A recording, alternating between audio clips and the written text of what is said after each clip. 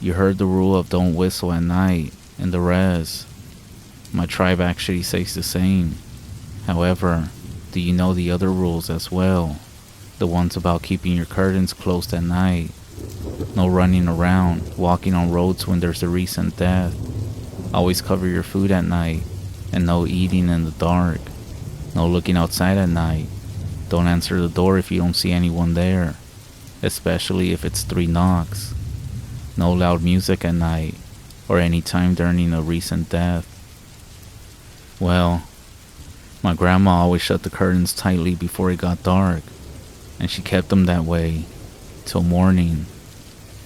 Now, before I tell you the story, this of course is aside from all the other rules like don't whistle at night, don't comb your hair at night, don't cut your fingernails at night, or don't look at mirrors at night. So this happened a number of years ago when I was a kid. My grandma took me to a North reservation in North Alberta, Canada. We were sitting in the kitchen with a group of relatives all different ages, from children to elders. I remember seeing that everyone was a little freaked out.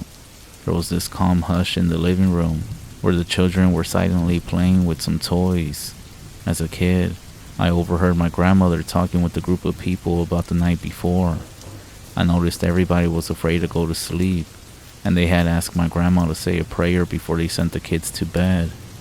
Apparently, the night before, it was raining very heavy, and a group of 3 teenagers were walking from the reservation store to their home. Because it started raining really heavy, they started moving as fast as they could with their hoodies over their heads to try and block out some of the rain as they briskly jogged about 2 miles to get home. It was around 10 o'clock at night, and the skies were cloudy from the rain. It was quite dark and hard to see through the night and rain. Suddenly, they started hearing someone running behind them. They turned around, and that's when they saw something. A hooded figure running towards them and suddenly disappear. They immediately got scared and started running towards their house, but it was really hard to see because it was so dark. That's when the lightning started, and every time that the lightning would light up the sky, they would see dozens of hooded figures all over the ditch roads and by the trees. At this point, they started screaming as they approached their home. They ran inside screaming, getting the attention of all the adults inside. Nobody believed them, and they were trying to calm them down, telling them that they were just seeing things. But that's when everybody went towards the living room window. And there, outside was the hooded figure. Everybody inside the house was freaking out. They shut the blinds and got together in the corner, and they all contacted my grandma by phone for prayer.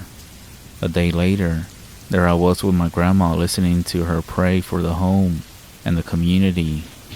I remember being scared at that moment and not wanting to look outside. I never did that night, and to this very day, I always remember the fear and the look of dread on the faces of all those adults and the teenagers in that kitchen. And this is why one of the rules in the res is to not go outside at night and to always close the curtains and blinds at nighttime.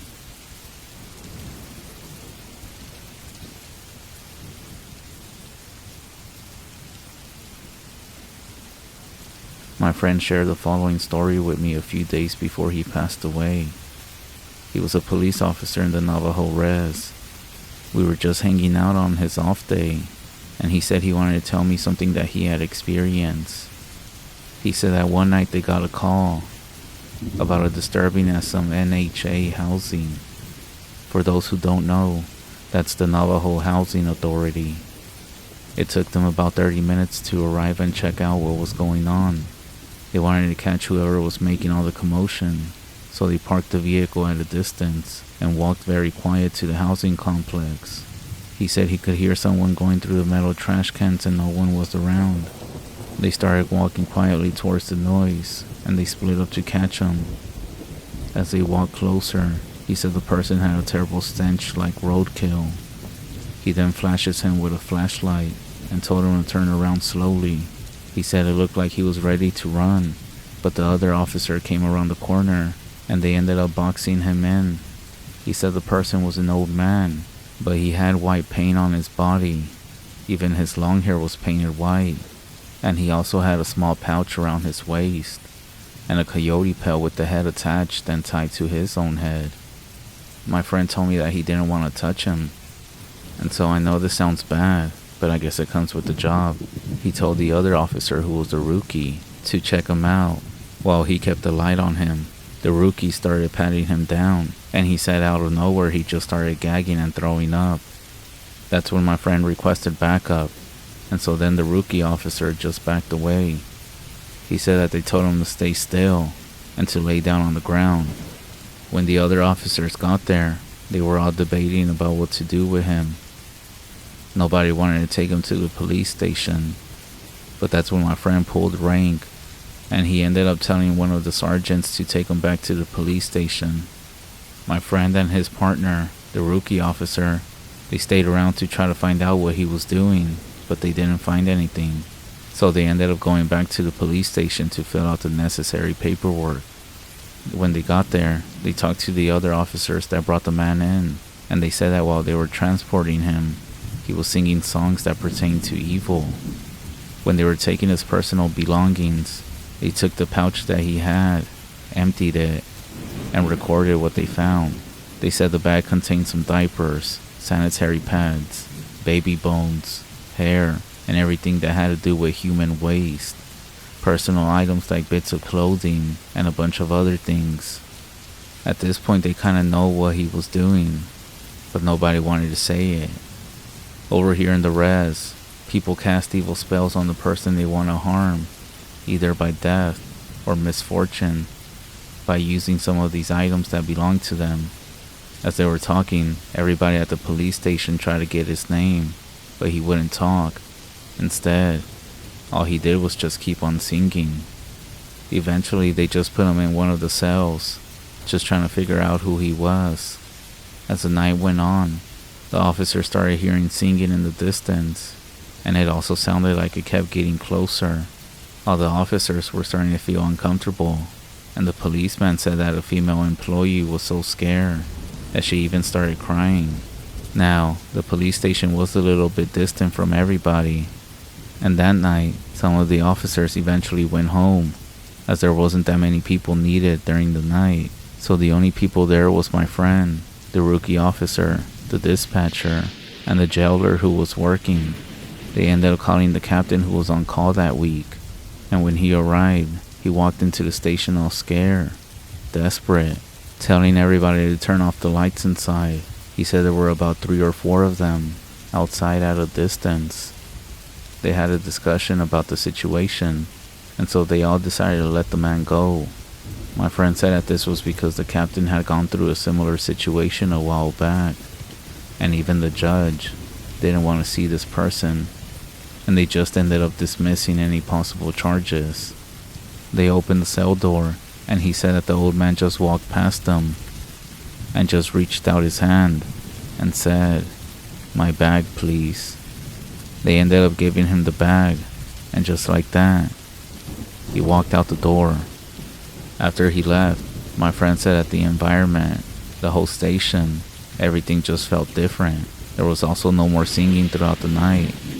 That's when the captain told him that if they come across this guy again, to not arrest him.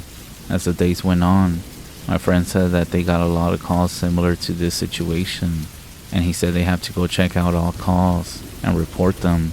However, he said he didn't like going out to them because of the evil that they impart on you.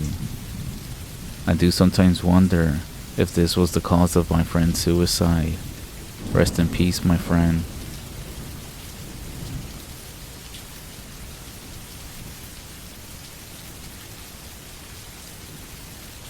My parents own some land that's been passed down to them from my great-grandfather. My great-grandfather bought the land as part of a deer lease around the time of World War I, and later on, my grandfather ended up building a log cabin right there on the land in the late 40s. He continued to expand until the 80s, and now the log cabin is the size of a small house with an upper story and everything. My dad ended up renovating it with a septic tank, solar panels, and even paid to run an internet and phone line, since the neighbor had service about 1 mile from there. Downstairs is the living room, TV room, a kitchen, bathroom, and a small study with shelves full of books on hunting, fishing, trapping, and more. As a kid, I used to spend hours reading books on African safaris, hunting, and the Foxfire series. Upstairs, there are 2 bedrooms and a utility closet. The phone line and the batteries for the solar panels are inside the closet. The place is pretty old school and cozy as hell. I love going up there in the summer, and especially during deer season in the fall. My dad was always nervous about me walking around the woods alone, and always made sure I took a dog and a gun, even when I was just about 10 years old. He told me to come back to the cabin immediately if I ever saw anything weird. I never saw anything, but sometimes I would get a creepy feeling, like if somebody was watching me. Sometimes I would hear a twig snap in the distance, and whenever that would happen, my dog would just look after whatever it was, and I would keep playing or head back. So now, jumping ahead to being an adult, I realized that college wasn't for me.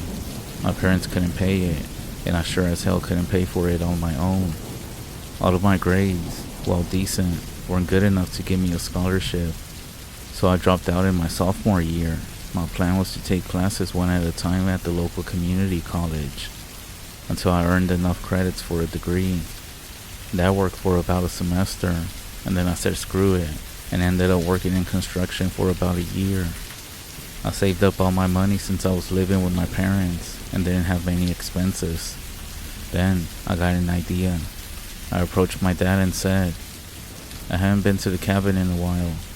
I saved up nearly 10 grand, so what if I move out to the cabin? I'll pay for everything, do some upkeep, and sort of rough it for a while. What do you think? My dad was all for it, thinking it would teach me self-sufficiency. My mom, on the other hand, was scared that I would end up hurting myself whenever I would chop firewood, and that I would end up bleeding to death out in the woods where nobody would find me. We ended up overriding my mom's concerns, and I packed all my stuff into my old ass Chevy Blazer. It was an army surplus one with rattle can camo. No air conditioning, but it ran like a champ. At least until I ruined it by driving on ice one winter.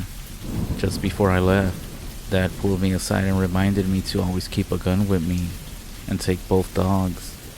I was gonna take Kaiser, my young German Shepherd, but he insisted I also take Baxter, his old Australian Shepherd. Baxter was half the size of Kaiser, but definitely top dog.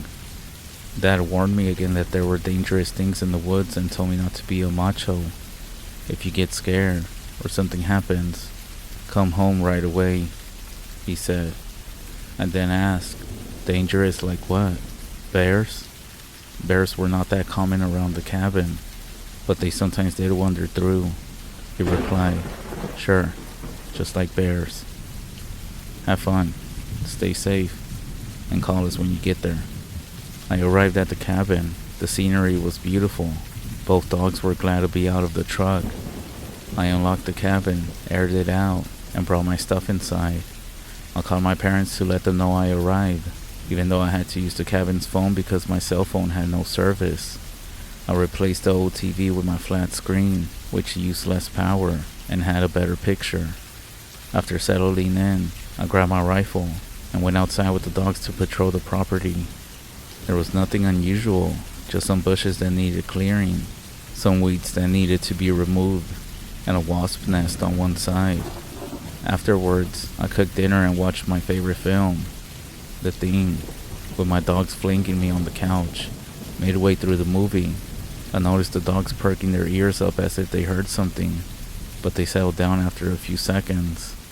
Right at the part in the movie where the creature eats a guy's hands, there was a loud bang from the kitchen. The dogs tore into the kitchen, barking and growling.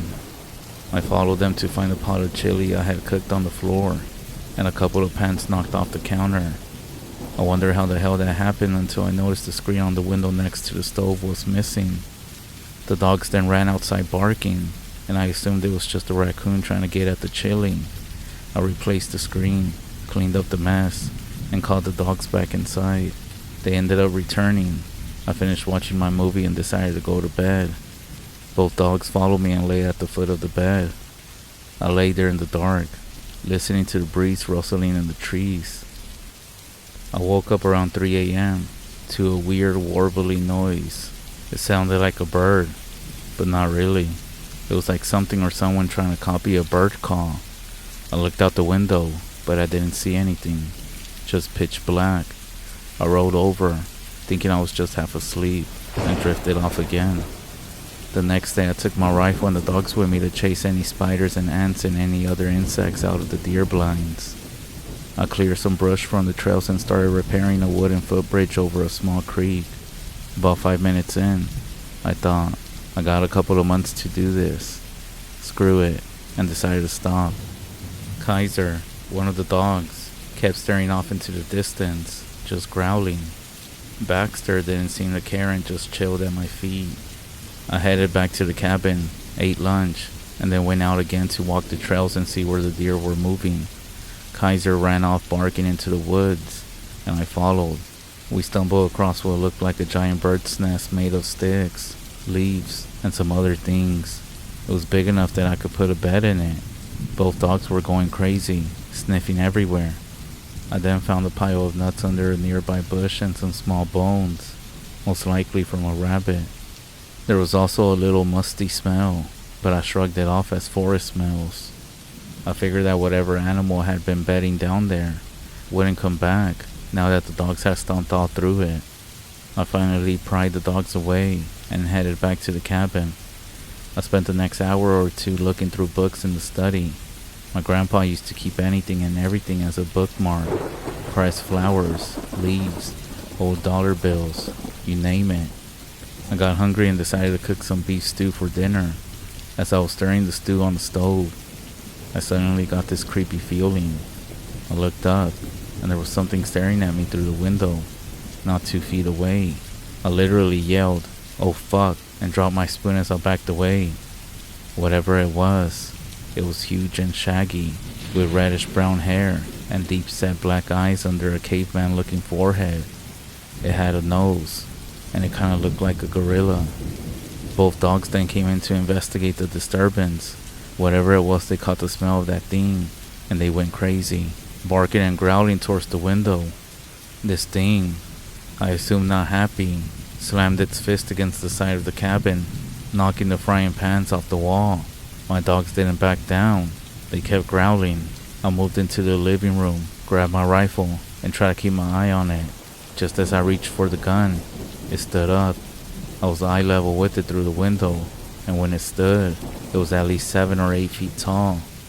I ran to the window and it was walking away into the trees. I turned on the outside light and opened the door. Both dogs took off after it as it screeched like a banshee, and I fired a shot into the air to scare it off. The dogs didn't come back for over an hour, and when they did, they were covered in mud. I got the dogs inside, cleaned them up, and topped off my rifle. I sat there, trying to figure out what just happened. In my head I thought it was a prank, a guy in a costume, or a deformed bear. Whatever it was, between the dogs and the gunshot, I was hoping it wouldn't come back. I ate my stew and cleaned up, so that the smell wouldn't attract it again. I double-checked all the windows and doors and went upstairs, taking the rifle with me. The dog stayed glued to me the entire time. There was no way I was going to stay downstairs where that thing would watch me through the windows. I finally fell asleep, figuring that whatever it was had most likely left. I woke up later with no idea what time it was. Then, that warbling, chirping noise was back. Something hit the side of the cabin. Both dogs started whimpering or growling.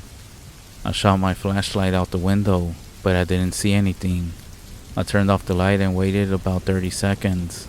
This time, I saw a rock bounce off the side of the cabin right below my window. Some guy must be in the trees throwing rocks at my cabin. I yelled out, "This is my cabin. I got a gun. Get the hell out before I call the sheriff." There was silence for a long minute. Then, a rock hit the window frame, just a foot from my head. I thought, okay, you want to play games, huh? I stuck my rifle out the window and fired a shot in the general direction of where the rocks were coming from. That's when I heard that weird noise again, and that's when something big went tearing through the brush. Nope, fuck this. I closed all the upstairs windows, tossed my rifle on the bed, and grabbed my pistol. It was time for the heavy ones now. I grabbed my rifle from the closet, slapped in a 20-round mag and chambered the round. I put on a headlamp, grabbed both dogs, and headed out the back door into the woods. I was thinking, you're not gonna get away this time. I'll teach you to screw with me in my cabin. The dogs ran off into the dark, barking, and I followed right behind them.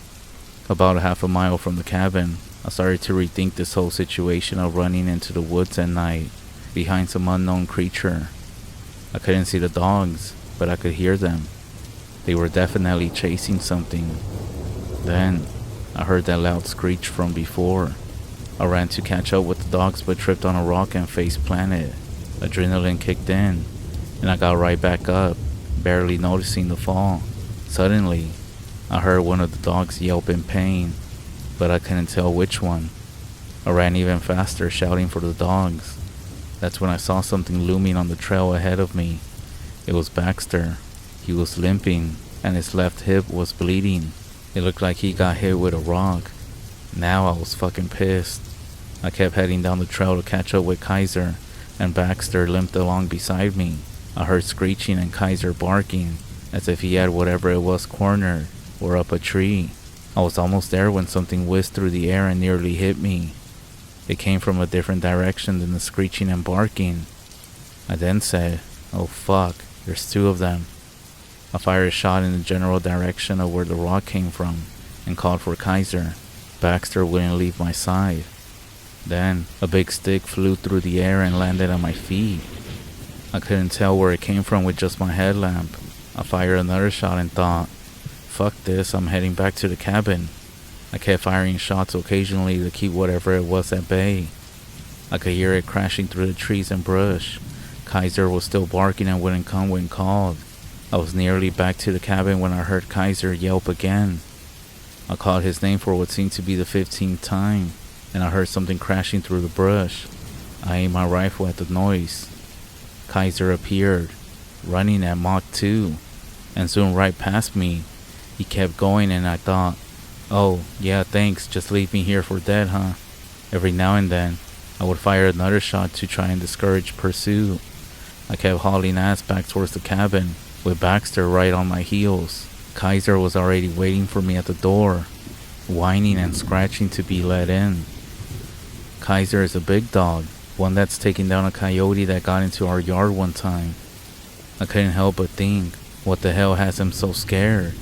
All three of us piled into the cabin. I reloaded my rifle and started checking the dogs over. Baxter had a nasty bruise from where the rock had hit him, but only a little bleeding. Kaiser seemed unharmed, but something had scared the absolute fuck out of him. I ran upstairs, barricaded the door behind me, and opened the window so I could shoot at anything approaching the property. I thought about calling my dad or the sheriff, but then I remembered that the phone was downstairs. That's when I heard rustling in the tree line, and more of that weird noise. But nothing came out.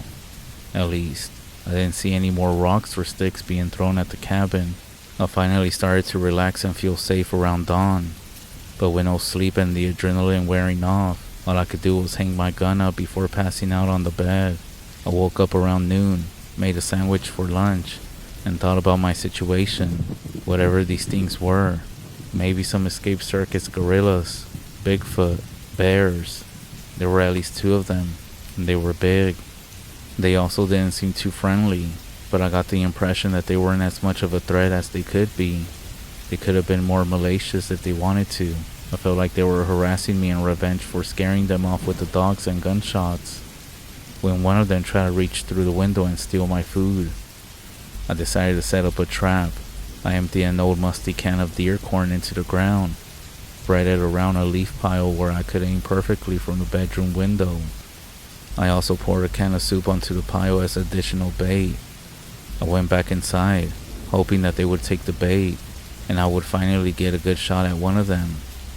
I kept my gun belt on, and my rifle within arm's reach all day long, just in case they came back during the day. I spent the day watching movies, checking the bait pile every few minutes. Both dogs were nervous, but they didn't seem to pick up anything that would set them off. They stuck to me like Velcro all day. The night came, and I double-checked all the downstairs doors and windows to make sure they were locked. I sat up at the bedroom window with a perfect view of the bait pile, ready to ambush. About an hour into my vigil, I noticed the outside lights were getting dim. I thought, why is this happening? I suddenly realized that I had left the cabin lights on all last night and all day today. It had been cloudy and overcast, meaning that the solar panels hadn't charged the batteries well. With the lights and TV running, I drained them. Even if I turned off all the lights except for the two outside, they wouldn't last long. I thought, well, that's what the generator is for. The noise might scare the creatures away or it might not. I had to try. I headed downstairs, turned off all the lights as I went, and I braced myself. The generator was in a little enclosure on the front porch, so nobody could steal it, but I had to go outside to start it.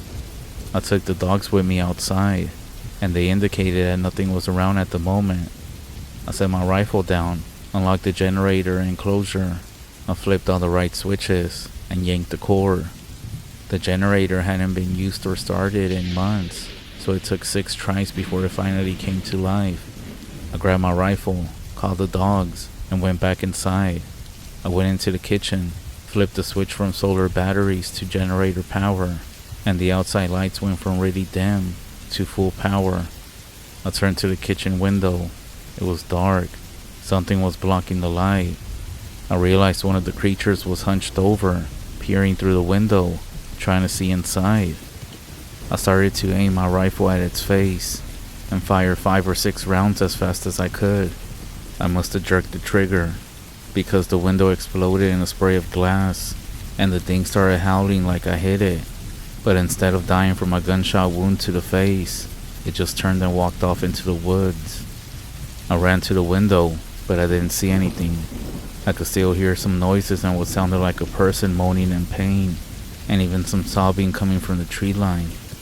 Screw this, I'm out.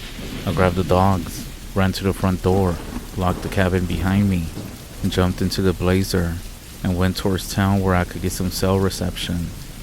I immediately called my dad and told him everything. He said he was coming out to meet me and told me to stay put.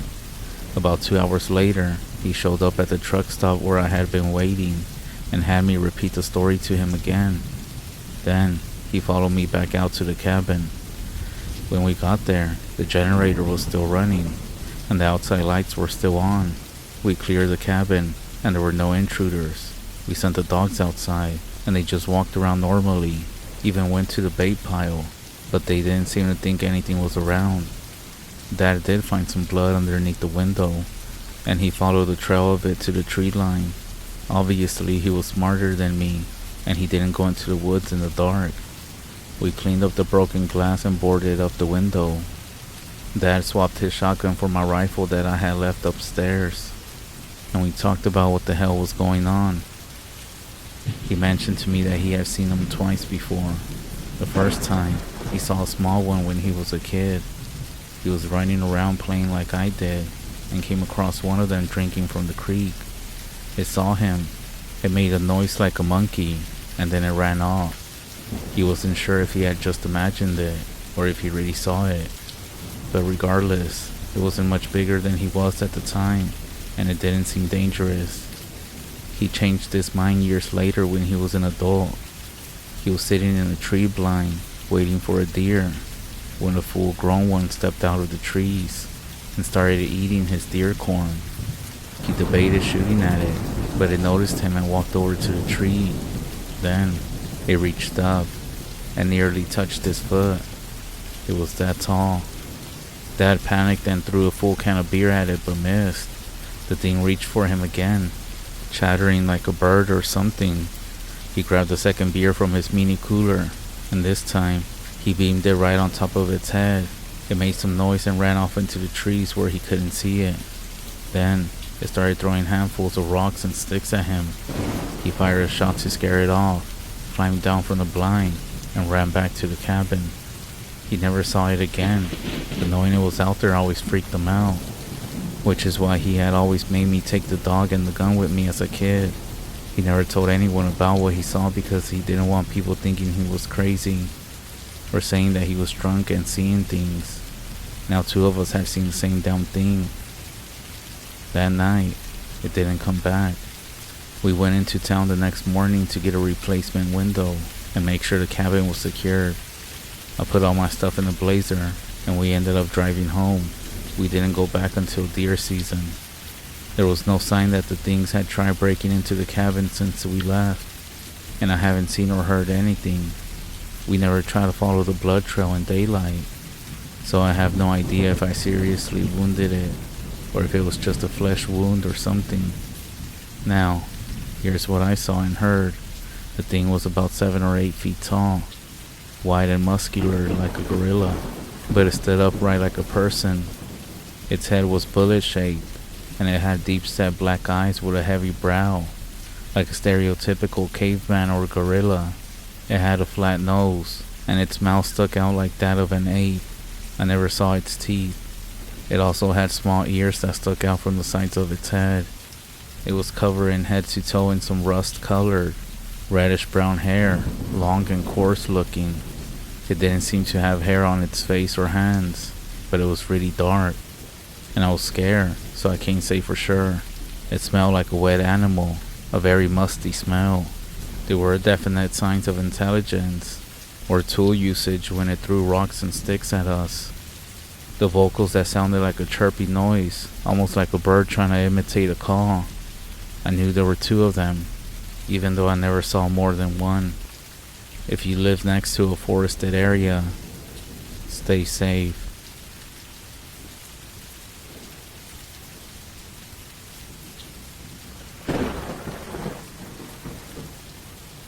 Another day, another dollar towards beer money, I thought as I pulled into my company's parking lot. As I walked into the office, I heard the deep voice of my manager Jerry say, "Hey bub, you're going out of the area today." Out of area, meaning I was going to be driving to the middle of nowhere, maybe get one job completed, then have to be back here by sundown. As I was pondering the shitty situation, Jerry walked up to me and slapped me on the back like an alcoholic dad who doesn't know the meaning of too hard and said, "Bobby, you hear me? Yeah, I'm making less money for the good of the company, right?" Jerry frowned. The sarcasm in my voice was almost beyond his grasp, but eventually he got it. "Listen here, you little ass clown. The company's gonna pay double for your gas. We'll take the drive into account for your bonus and give you free service for your truck. They treat us good if you do good by them." And Jerry, a balding middle-aged manager who would always give the same speech in the same tone to everyone who had ever complained about doing anything extra. Of course, I had to ask him why I was the one doing it. "Well, because of Roger," Jerry said, referring to the guy that worked the northmost tip of our area. "He decided that he hates you, and he called off this morning." "But why am I the one who has to take his work?" I asked. "Because you're an asshole who needs to learn his work ethics. And don't go talking about how you served in the Marines and how much you work. I fought in the Gulf under General Norman Schwarzkopf, and I know what hard work is. People like you turn the corpse into a bunch of lazies." Jerry, if you didn't notice, was a Marine like myself, but he served the Marines in the time before the quote-unquote lazy generation, as he dubbed the millennials. But to be honest, he was a warehouse manager, like he is now. When I was in the Marines, I was busy dodging pissed off Taliban snipers and IEDs, so screw him. I know Jerry. I'm scared because I actually wore my body armor. But anywho, before we start this, where the hell am I going? I ended up asking, trying to avoid any normal arguments. Jerry sighed and said, "Out in the Ozarks, near Grand Cap." Grand Cap? Literally a post office and a general store, smack dab in the middle of a massive forest that goes for about 2 miles off of AR-7. The customer needs 2 rooms done and a satellite set up as well, Jerry finished. He sounded like he may have felt bad. because he knew how much I hated setting up those dishes. The chance of us actually getting a signal for the satellite was little to none. So I'm driving 120 miles out to the mountains so I can tell some backwoods inbred that he can't get his TV because of the trees. I must have been a killer in the past life, I complained. And yes, Jerry, I know I'm gonna be compensated. A couple of minutes later, I loaded up my truck and started the long trip north into the mountains. I knew the drive was gonna take over an hour and a half on empty roads, so I started to let my mind wander. I've been with cable, satellites, and more for about 2 years now, and it still amazes me I haven't quit or killed myself yet. The hours suck. The pay is alright, and all the upper management just spends most of their time kissing the big cable companies, begging for scraps. Now, you may be asking yourself, how the hell did a combat veteran with access to the GI Bill and 4 years of leadership training end up installing cable in Arkansas? The best way to answer that is, instead of taking classes and getting a skilled labor job, I wanted to be a badass. At 18, I only wanted one gig, the infantry. It gives you the ability to act under pressure and learn how to lead men into combat. But when you get out, most jobs want people with applicable skills. So I tried college, a state school filled with former professionals turned professors, expansive libraries brimming with information, companies from all over the nation recruiting to get the pick of the best candidates. Shit happens, and I got this gig while I was directionless. Speaking of that, that's the word used to describe me by my court-appointed therapist. I'm gonna leave most of the details out, but some little punk decided to tell me a few things, and I decided that him eating my fist would be the best solution. One thing led to another, and I had to go see a shrink for my quote-unquote PTSD. PTSD my ass. I like what I did over there. Get up, go on patrol, shoot a few guns, then go back. But now life is complicated. I gotta pay rent. I have to be politically correct. Well, whatever. Maybe I'll be lucky and whoever this customer is will be a super hot student staying at her parents' cabin for winter break. Maybe when she answers the door, she'll look me in the eyes and fall in love with me. Looking back, I really wish that was the case. As I got closer to the address, the GPS on my phone started acting a bit strange, but it was able to steer me to the right driveway. Well, driveway was the word. It was more or less a dirt path shrouded by old as hell white oak and cottonwood. I heard leaves and pines crinkle under the weight of my truck as I steered down the narrow track. As I drove deeper, I noticed that this part of the forest was dense, and it barely looked touched. See, I went camping in the Ozarks every year with my dad up until I was 17. Almost everywhere we went, you could tell the woods had been affected by people in some way. You know, random piece of trash, carved initials of young lovers, tire and human tracks and all that stuff. But these trees, this path and everything, it seemed to have remained untouched, even though someone apparently lived out here. It was weird to say the least, especially because there seemed to be no tire tracks going up the driveway. The path continued on, to the point where I didn't think I could fit my truck on it much longer. Then, I saw an open area, about 200 yards ahead of me. I silently thanked the man upstairs that I wouldn't have to drag all my equipment through the woods. As I approached the opening, I caught my first glimpse of the house, or better yet, shit pile that I would be working on today. It slumped at around 2 stories, with rotted wood siding, and maybe 2 out of 10 windows not smashed in. The front lawn was just dirt, leaves and pines everywhere. I couldn't fucking believe my eyes. How am I supposed to install TV boxes when there is no power? I thought. This is probably some redneck with some sort of custom wind turbine strapped to a tree. He's most likely gonna ask why he can't get his NASCAR. I scanned for the front door, and I saw a big plane covering the largest of the house's openings. I decided that was my best bet as the front door. At this point, I was just hoping no one was home. There was no car. Everything was overrun. And there couldn't possibly be a decent source of power anywhere on this property. But I know God was definitely not on my side that day. As I approached the front door, I saw some movement beyond one of the nun-smashed-in windows. I may have seen some crazy stuff overseas, but someone actually living out here in this busted house couldn't be someone I wanted to be alone with. But if I didn't at least try to complete the job, I wasn't gonna get paid any bonus. As I arrived to this front door, plank-looking thing, I slowly reached my hand to knock, but before I could, it swung open. Behind the door was a person. This guy stood at 6 feet tall, no more than 120 pounds, white as a ghost and seemed to be made of only bones and thinly stretched skin. He looked like someone had sucked all the fat out of his body, but the creepiest part was his eyes. They seemed empty, the pupils so expansive that I couldn't make out the color, and barely see the whites. I realized I had been staring, and looked down at the papers that I had. "Good morning, sir. Is this the residence of Mr. Vitter?" I barely got it out before he opened the black hole that was his mouth. "Why have you come?" His words rolled off his tongue with a thick Scandinavian accent.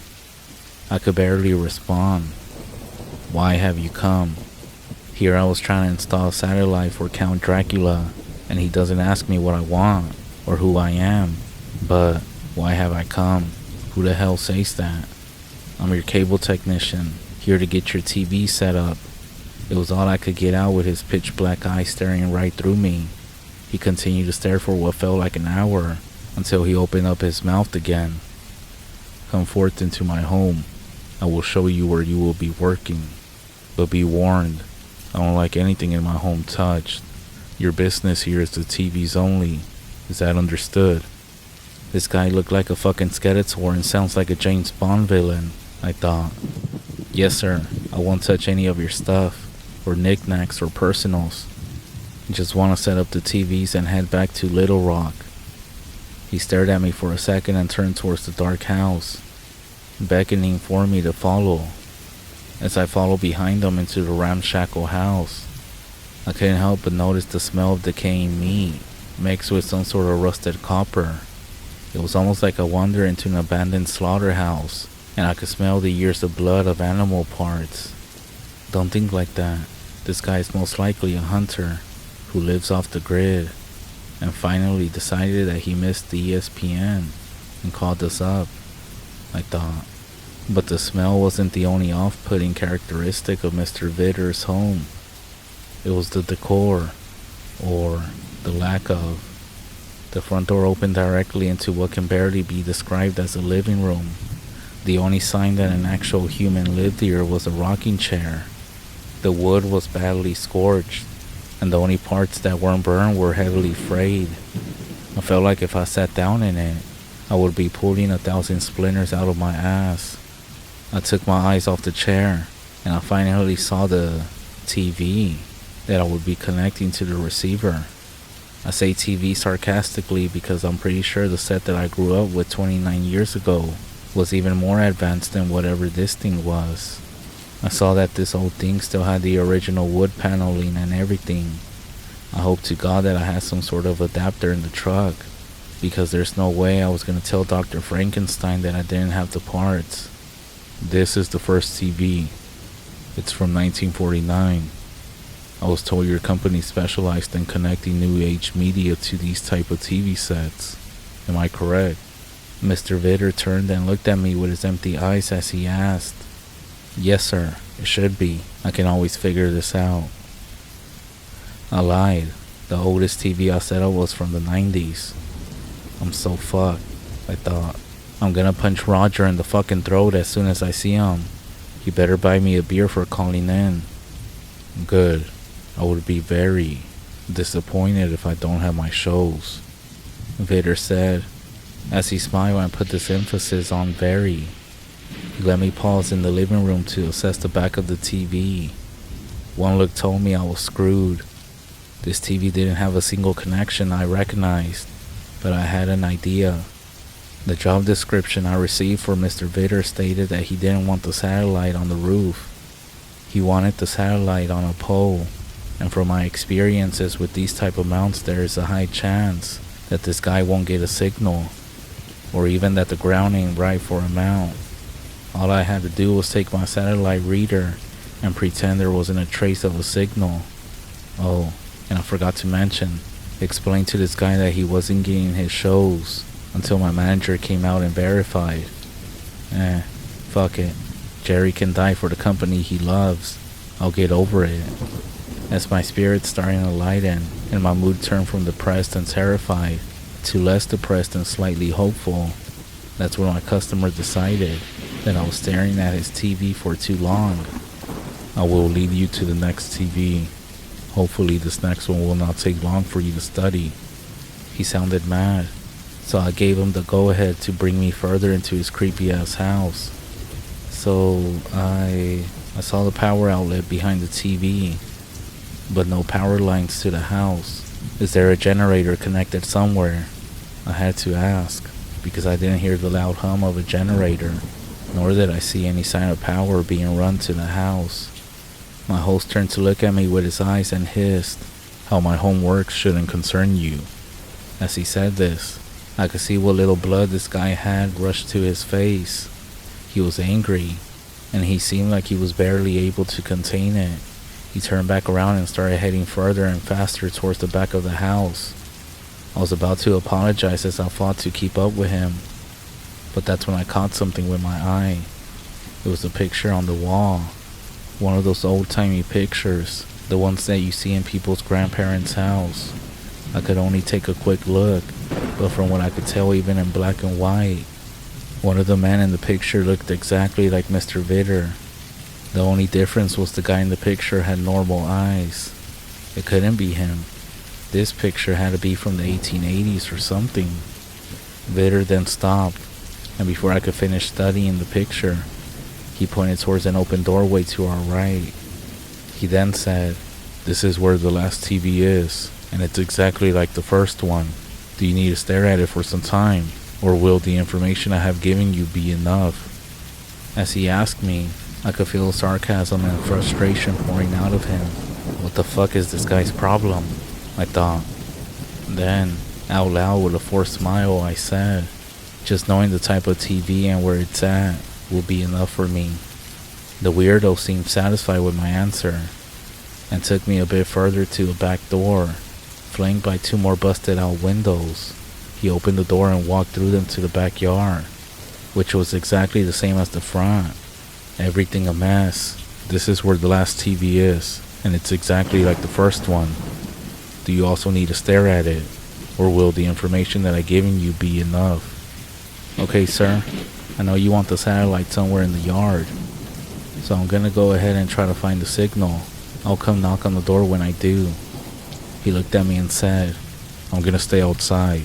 You seem young, and I generally don't trust young people like you." How the fuck are you supposed to respond to that? I looked over at Mr. Creepy and said, "Alright, it's kinda boring, but feel free to watch." No other way to follow someone telling you he doesn't trust you. Well, who could blame him? I was planning on saying there was no signal, even if there was one, and going home. As I started wandering around the yard, hitting random buttons on my signal finder to further help my goal of pretending to find a signal, I was able to take in more of my customer. His eyes and ugly-ass face kept me from looking at what he was wearing. His clothing looked as worn as he did. His long black coat was covered. This guy's just all sorts of fucked up, I thought as I was wandering around the yard. I also noticed something else that was a bit suspect. Every 3 to 5 yards or so, there seemed to be little holes recently covered up. It looked like he was planting a garden, or maybe some trees. I would have asked, but he was obviously not wanting a conversation. After about 10 minutes of drifting around and acting like I was doing something, by the way, his eyes never left me. That's when I decided it was now or never to tell him that I had no signal.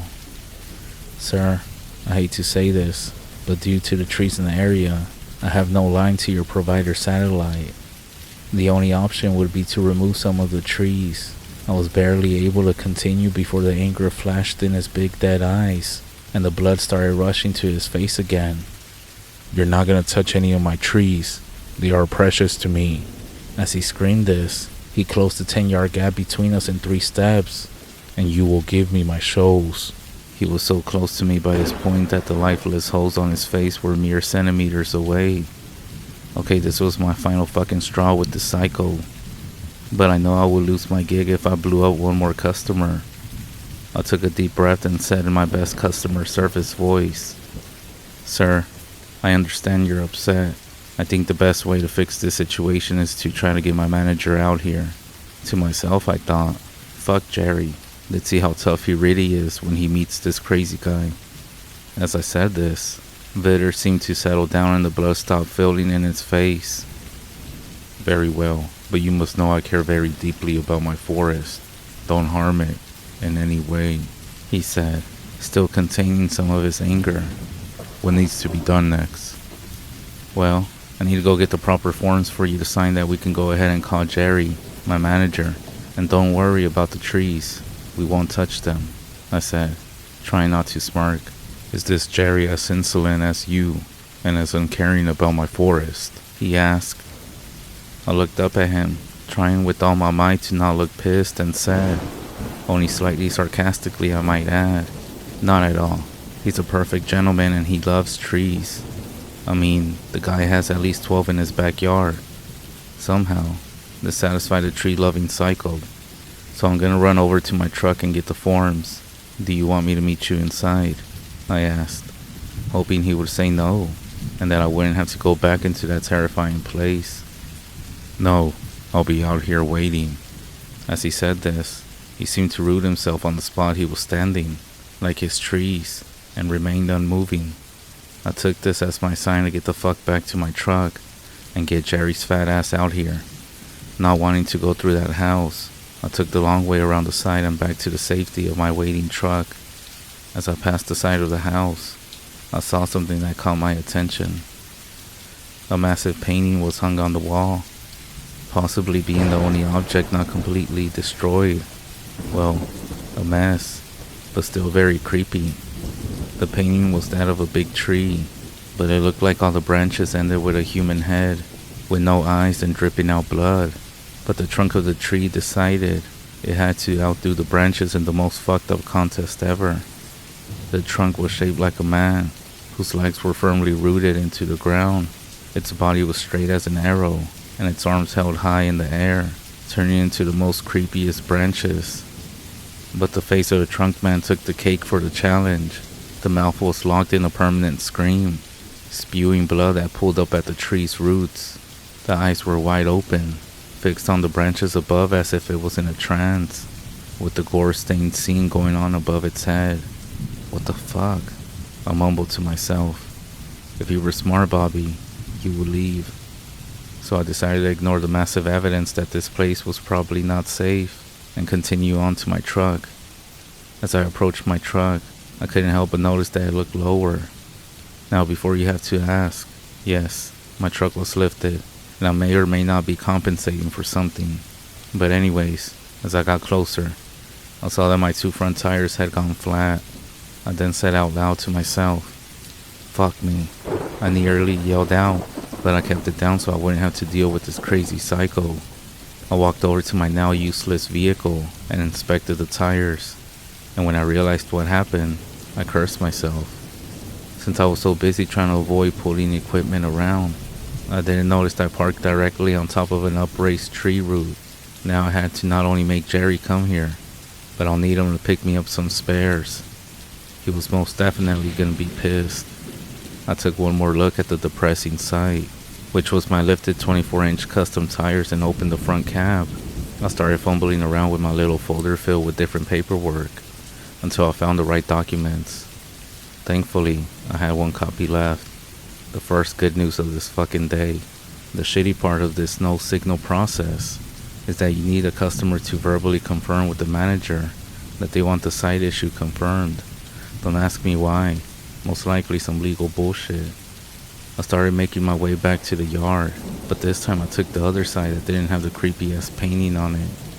As I arrived again to the backyard, I couldn't help but notice the absence of Mr. Vitter.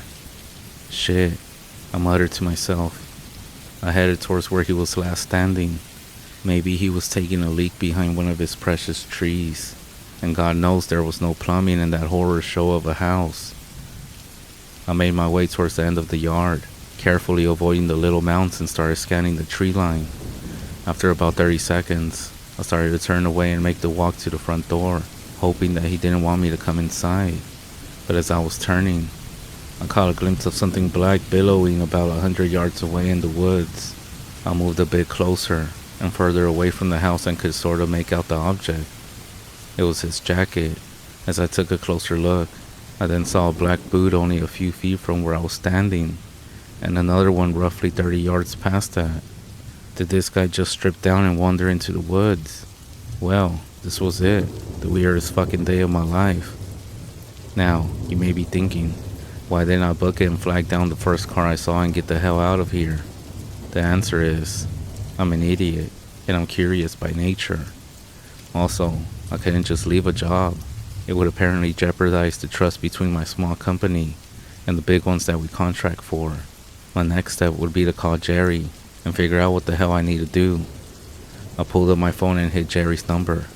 As I waited for the familiar voice to ask, "What the fuck do you want?" the phone cut off. I looked down at my screen and saw the dreaded "call was lost" tag pop in front of my screen. Fuck. I tried again, and this time it wouldn't even ring once. I started wandering around the backyard, hoping there was a stronger signal somewhere. When finally I gave up, it was pointless. It dawned on me that Jerry was with one of our new guys today up near Mountain View, about 100 miles east of where I was, and a good 2-hour drive. On top of that, the cell service may have been even worse out there. Shit, no other manager was in today. Even if I could get service, they wouldn't pick up. My only option was to call the dispatch office for the satellite company. The folks over there have zero sympathy for us not completing a job that was given to us, but having someone at least be aware of my situation may stop me from being canned. I made my way to the front yard and thankfully found a single bar of service. Just in case, I tried Jerry again, but there was nothing.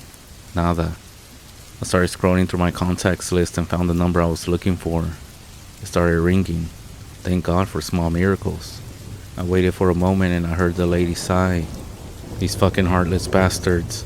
I just needed some small assistance, but it was too much of a fucking problem to take a call. I heard it 150 times before.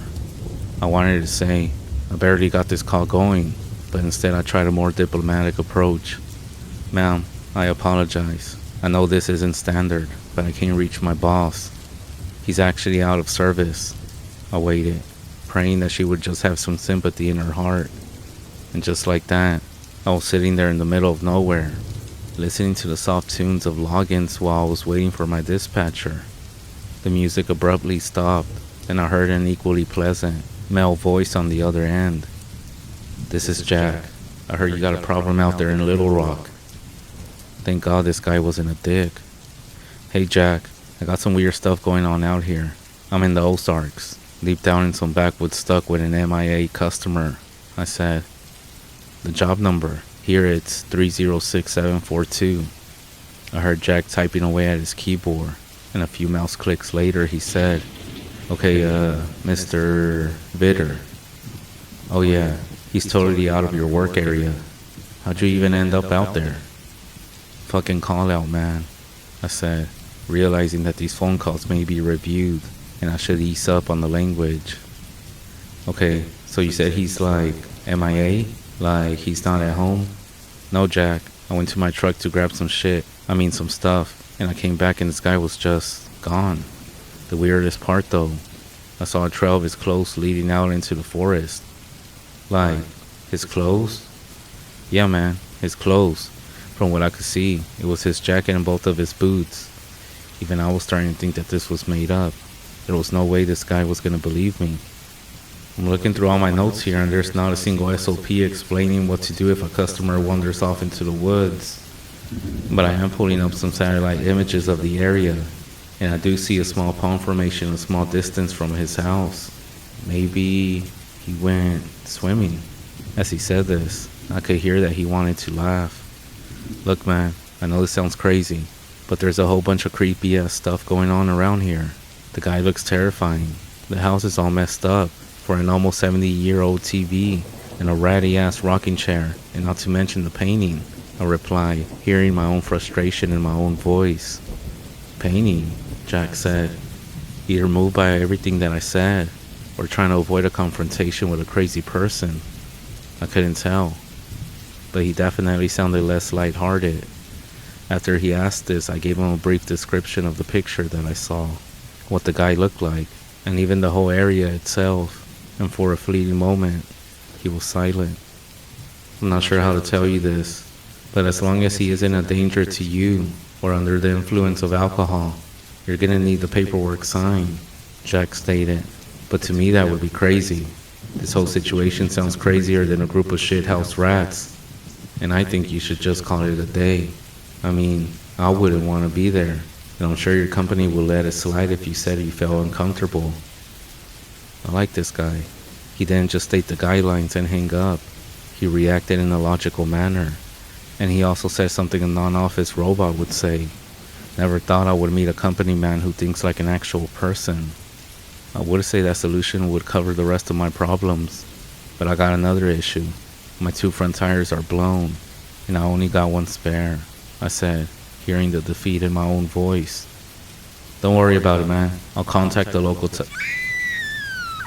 As Jack was about to offer me my salvation from this mess, I heard the high-pitched scream of a woman coming from out in the forest. The last time I heard a scream like that was some person in Afghanistan. Bobby, you alright? What was that? I could hear Jack, but my senses were dialed up to 10, and I could feel goose flesh forming on my skin. Bobby, did you hear me? What the fuck was that? Jack said again, but this time I answered. Some lady screaming bloody murder towards the same area where that psycho walked to, I whispered, trying to keep myself unnoticeable. Jack, my mind's telling me to run down this driveway and don't look back. But if I leave some woman out here to some horrible fate, I would hate myself for it. Bobby, everything about this place sounds horrifying. But there had to be a neighbor or something. I cut Jack short. Man, you got the images from the satellite. There ain't a single fucking person around except for crazy eyes out there. He had an upstairs. Could have been keeping a chick up there for all we know. And the minute I left, he grabbed her and took her to the woods too. I couldn't finish the sentence. I was already all nerves and thinking of someone getting killed. I think I need to go out there.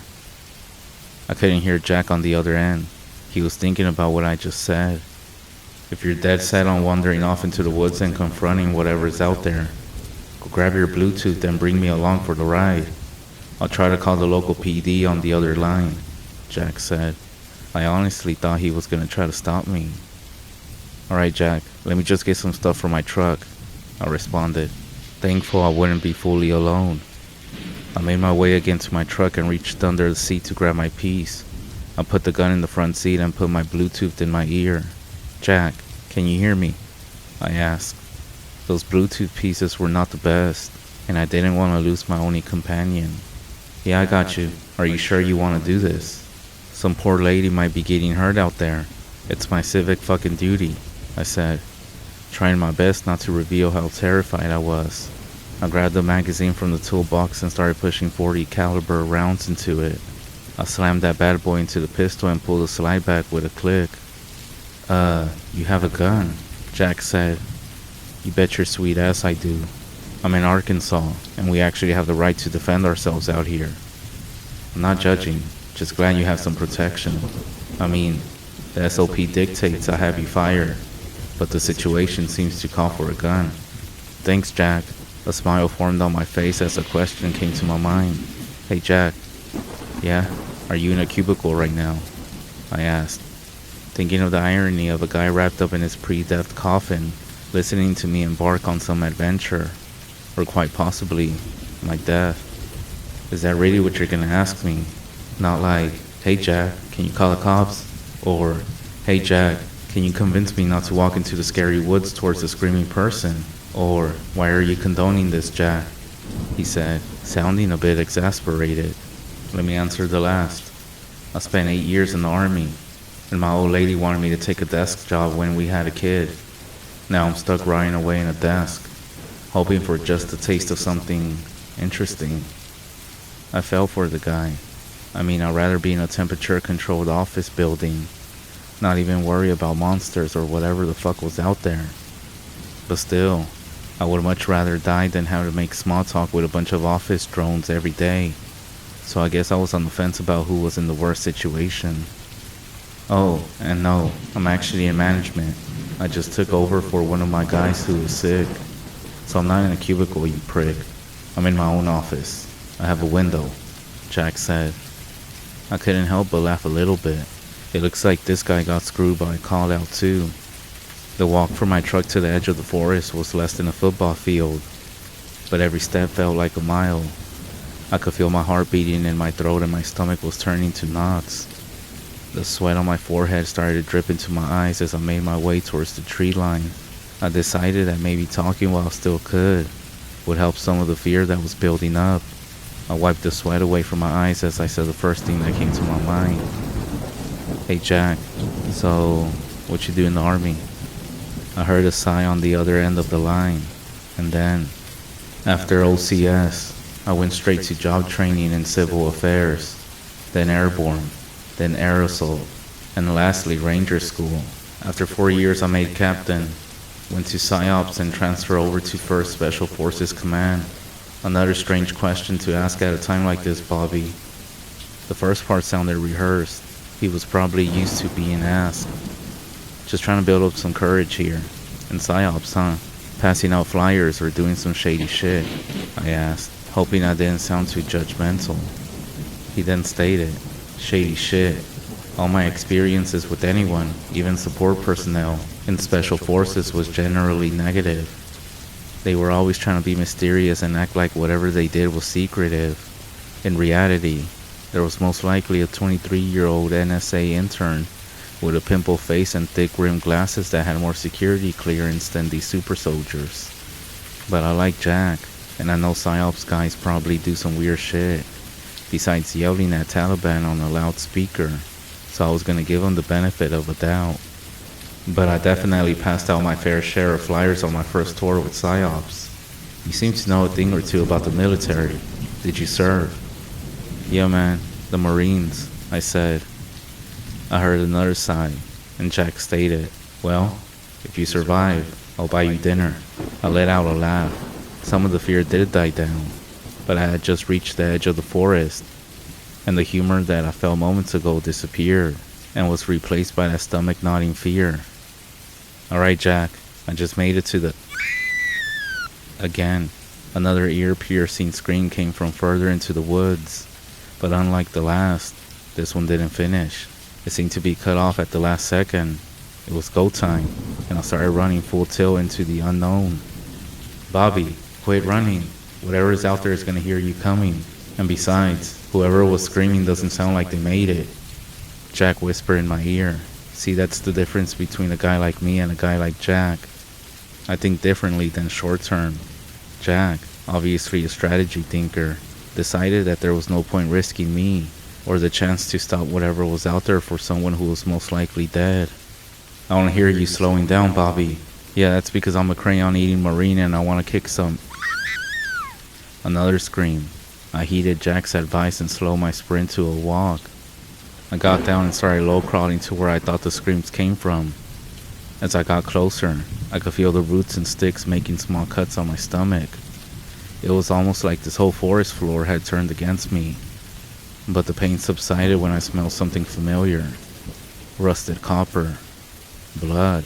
I saw a big tree in my path and could make out a clearing beyond its massive base. I inched behind the tree and took a quick glance into the clearing, and I felt a whole bunch of bile reach the back of my throat. Mr. Vitter had his back to me as he was lifting up an axe and bringing it down on the body of a dead woman. He kept bringing the axe down over and over again on this lady, blood misting everywhere. About 3 feet away from her body, It looked as if her stomach was torn out and all of her insides were spilled onto the ground. It was a huge mess of kidneys and other organs, all leaking blood and other fluids. The smell of the blood, half-digested food, and everything else filled the air. It was so strong I felt as if I could almost taste it. "Jack," I whispered as quietly as I could into the Bluetooth. "This guy disemboweled the chick and is chopping her to pieces." Jack didn't respond for what felt like 10 years, until I heard a quiet munching. "Sorry, didn't catch that, got bored waiting on grabbed a snack. Snickers really do help hunger pangs, you know?" "Jack, fuck. I'm out here watching some woman get butchered by a psychopath, and you're eating a damn Snickers." Trying to keep my hardest to keep the psychopath unaware of my presence. "Sorry, Bobby. You weren't saying much and I needed a snack. You're still alive, so nothing too crazy happened," Jack stated, avoiding the topic of this whole show in front of me.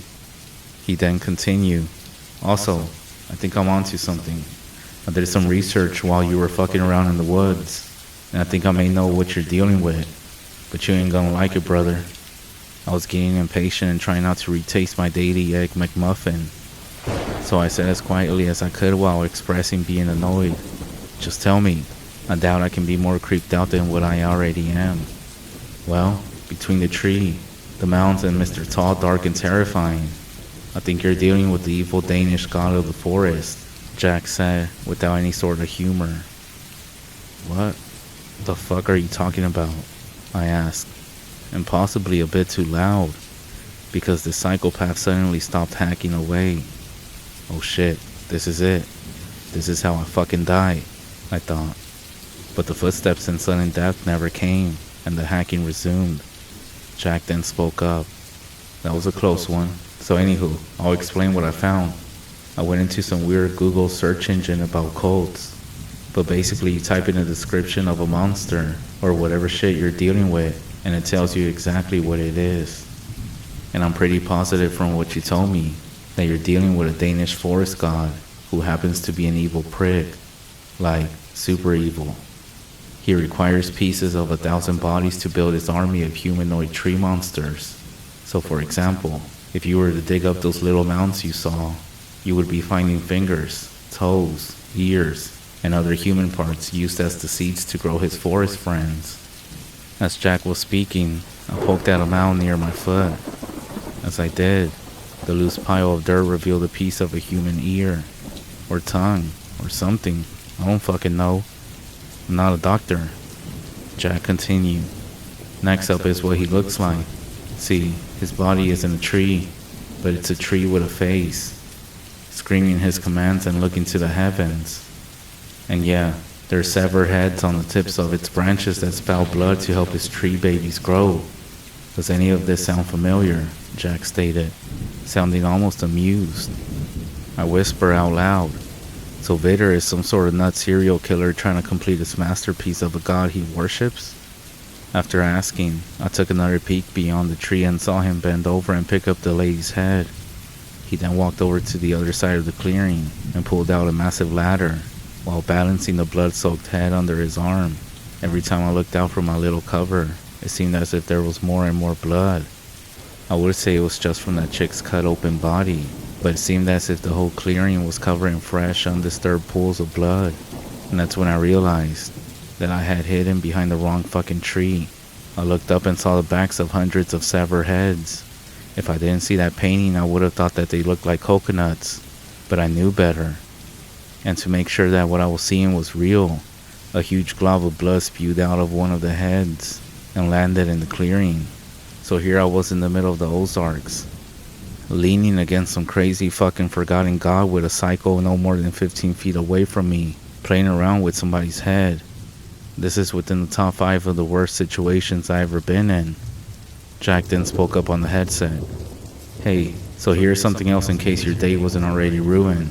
Apparently, Bearstook, that's the god, has a sidekick that he grants immortality for their service. The servant is described as being of great height, little girth, and eyes as black as coal. Does that describe Mr. Vitter?" I then took a glimpse into the clearing, and Mr. Vitter was failing at his balancing act. and trying with great intensity to hold on to the ladder and to the head. I took his moment of distraction and slowly made my way back towards where I came from to get to a safer point. Jack, I made it back about 20 yards. Can you do me a favor and call the police? I don't think I can do much for that lady, I whisper, still trying to keep quiet. Yeah, let me just ruin your day a little bit more. I have tried about 5 times. Each time I try reaching the town that you're in, the call goes dead. I tried calling the police out here to see if they could do anything. They laughed and told me that they can't do much for somebody in the middle of the Ozarks. I think you may be on your own. Well, except for me, buddy. If it's any consolation and you get killed by a crazy devil worshipper or his pet tree god, I will avenge you. Okay, Jack was either the most calm dude on the planet, or he was truly enjoying all of this. So what the hell should I do, Jack? And why the fuck are you so calm? Jack took a deep breath and spoke calmly, put 2 rounds in his chest and 1 in his head. I highly doubt that this guy, or that tree of his, are actually anything supernatural. Just a nut job who's obsessed with Danish folklore. And to answer your question, I spent a large amount of my life fighting some of the most violent, despicable terrorists on the planet. Some lady getting her guts spilled out, and a skinny weirdo serial killer cutting people's heads off isn't too far from the shit that I seen. Damn, this dude is tough, I thought. Probably the best dispatcher I could have had today. I then asked, okay, but what if they are, supernatural? And once again in that cold voice, Jack spoke up. Per the article on these guys, you will need to set aflame the old god Bearstook, and the servant will again be mortal. So set Bearstook on fire before he comes alive, and then shoot Mr. Vitter. Easy peasy. I bet this army man wouldn't be so tough if he was the one facing this thing alone. But he sounds pretty confident. I gotta have some faith, I thought. I closed my eyes and kept my back to my new cover. Are you gonna do this, kid? Just go up there. Tell him to freeze. Put a few rounds in him. And when the cops finally show up, just say that he charged at you. By the way, I should mention, this call isn't being recorded. And you shouldn't mention parts of this conversation happening, Jack said. Okay, I'm ready to put this asshole down and get the hell out of here, I said, hoping I sounded less terrified than I felt. You got this, buddy, Jack said, trying to motivate me. I started going back towards the clearing. As I got closer, I could see Mr. Vitter on his ladder, fumbling to place the head on top of a branch. If it wasn't so horrifying to look at, you would think he was a normal guy, just messing around in the backyard, not a psychopath hanging parts of dead bodies. I gathered up what was of my shot nerves and yelled, "Hey, dickbag!" Mr. Vitter turned his head towards me as I snuck up behind him. Get down off the ladder, slowly. Once you hit the ground, turn around and put your hands up. I felt and sounded like a testosterone-fueled policeman. It was almost as cool as being a testosterone-fueled Marine. But instead of listening to me, Mr. Vitter hopped down off the top of the ladder and turned to face me. With an evil smirk, he said, "Is my TV ready, cable boy?" He laughed at my perplexed look. "What, you think I should fear you and your mortal weapons?" As he was speaking, he started walking towards me with the axe that was resting between us. Lord Bearstook granted me the gift of life as long as I facilitated his rebirth into our world and assisted him in becoming the ruler of the forest once more. He was no less than 5 feet from the axe when I yelled, "I'm warning you, don't take one more step. I will fucking spray your goddamn tree puppet with your fucking brain matter." In my ear, Jack shouted, "Nice line. Where'd you hear that from? A movie?" Ignoring the cycle in my ear canal and keeping focus on the cycle reaching for the axe in front of me, I took a few steps back so to avoid any axe swings if Mr. Vitter reached for it. "You're a fool, boy. I've been rebuilding the Garden of Bearstook for over a century. Many mortals have tried to stop me, but their bodies and their glorious lifeblood belong to my lord. And soon, Bearstook's revival will be completed. But you will never bask in the glory of my lord, for I shall bring down his justice and let his children bathe in your blood." As he said this, he ran towards me, reaching for the axe. I warned him not to move, but he made his choice. I felt the welcome feeling of the gun recoiling in my hand and the vibrations that had sent up my arm. My aim was a bit off, but all 3 rounds found a home. The first 2 ripped into his stomach, filling the already stinking clearing with the smell of rotted meat.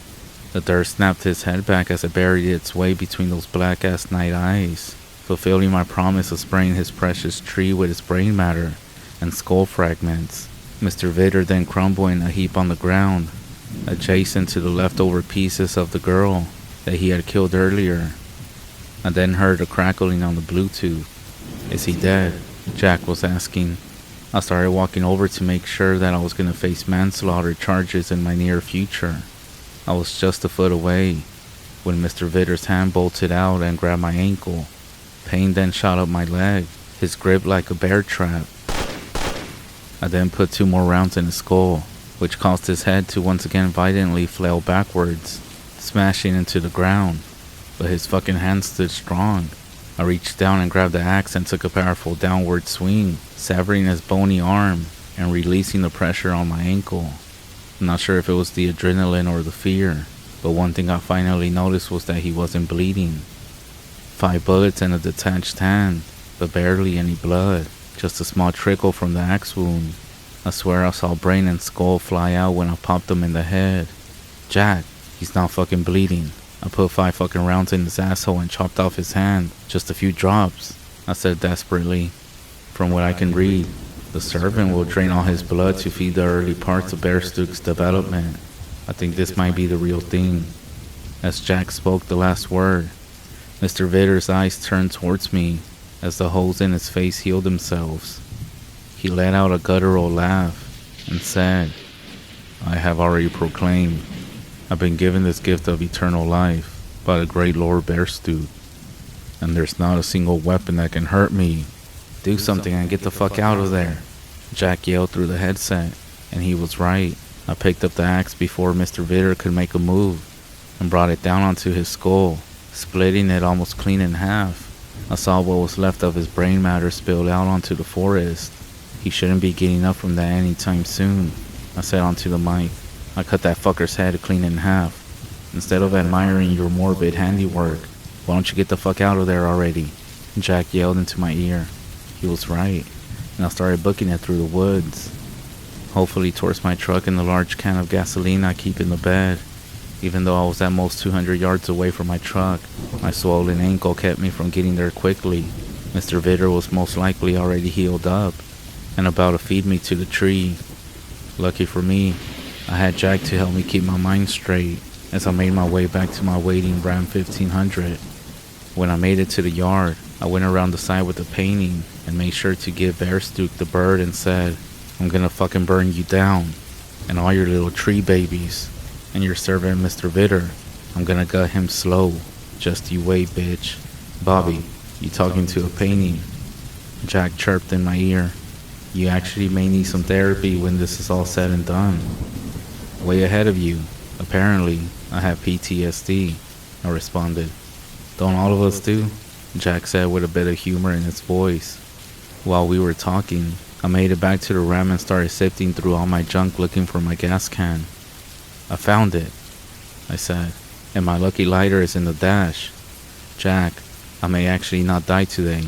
You should set your standards a bit higher, but let's hold off from celebrating until you ice the tree monster and his sidekick," Jack said. "Yes, sir," I responded, slightly annoyed he wouldn't let me have at least a second to chill. But then I grinned to myself as I pulled out the lighter that I had since I was 18. It was the last birthday gift I got from my pops. "Alright, Jack, I'm taking the long walk back. Hopefully I don't run into the psycho." "If you do, just put a few bullets in him and keep moving," Jack said. Started my way back towards that god-awful scene in the woods, doing my best to remain quiet and unseen. The pain in my ankle went away, or my mind gave up on trying to tell me to lay off of it for a while, so I was able to move a bit quicker. My ultimate goal was to get back there and find Mr. Vitter still split open like a piñata. I made it about 10 feet out when I saw a familiar, semi-nude man standing in the clearing, as if he was waiting for me. I guess no luck on him still spilling my guts on the dirt. "Jack, fuckface is standing again. I'm gonna pop a few more rounds in him." Maybe even hack off one of his feet. Don't waste any time, man. Who knows what time Bearstook is coming back. Put a round in Mr. Vitter's head and set that fucking tree on fire, Jack commanded. He was right. I ran ahead, and before Mr. Vitter could react, I placed another round between that little shit's eyes. He crumpled back to the ground, and just for shits and giggles, I grabbed the axe and swung it right back into his skull. I turned around and faced the nightmare tree and tried to figure out how to go about burning this monster. Bobby, from what I can tell, all you gotta do is set the trunk on fire. That should take care of it, Jack said from the headset. Also, it says something in the article you should hear. Do not speak to the old god, because he can and will bend you to his purpose. So whatever you do, don't talk to the tree. And that's when I saw this thing's face. It was just like the painting, but more expressive, angrier. I started pouring the gas on the base of the tree trunk, which added another wonderful smell to this already shitty filled clearing. As I poured the last of the gas onto Bearstook, he decided that he was going to speak up. Hello, Robert. Why do you attack me? Why have you hurt my faithful servant? We mean no harm to you. All we want to do is bless the world with my glory. I looked at the old god's face while he was talking, but not once did I see his mouth move. It was almost like he was speaking in my mind. Robert, you have accomplished nothing since leaving your warrior class. I can grant you eternal life, a new woman every day, limitless gold, and power over everybody. Take my root and drink deeply from the life of my blood, and your every desire will be fulfilled. As he said this, a spigot formed on his trunk, directly in front of my face. Jack, the tree, it's talking, I said. Don't listen, Bobby, Jack yelled from the headset. He doesn't need 2 slaves. Think about it. As Jack was yelling, I felt myself drawn to the spigot-shaped root. Don't become a window licker. For some reason, being accused of licking windows pulled me back to reality, and it was almost too late. Mr. Vitter was sneaking up behind me with the same axe that I split his skull with twice. At the last second, I dodged his swing by jumping backwards into Bearstook. As I dodged the attack, I dropped my lighter into a tangle of Bearstook's roots. I was able to lift up my 40 and pull the trigger 4 times, but only 3 rounds came out the barrel. The last one got jammed in the chamber. I watched as one of the bullets struck right where his heart should be, but this time, he didn't go down. He stumbled slightly and moved closer, laughing the whole time. You fool.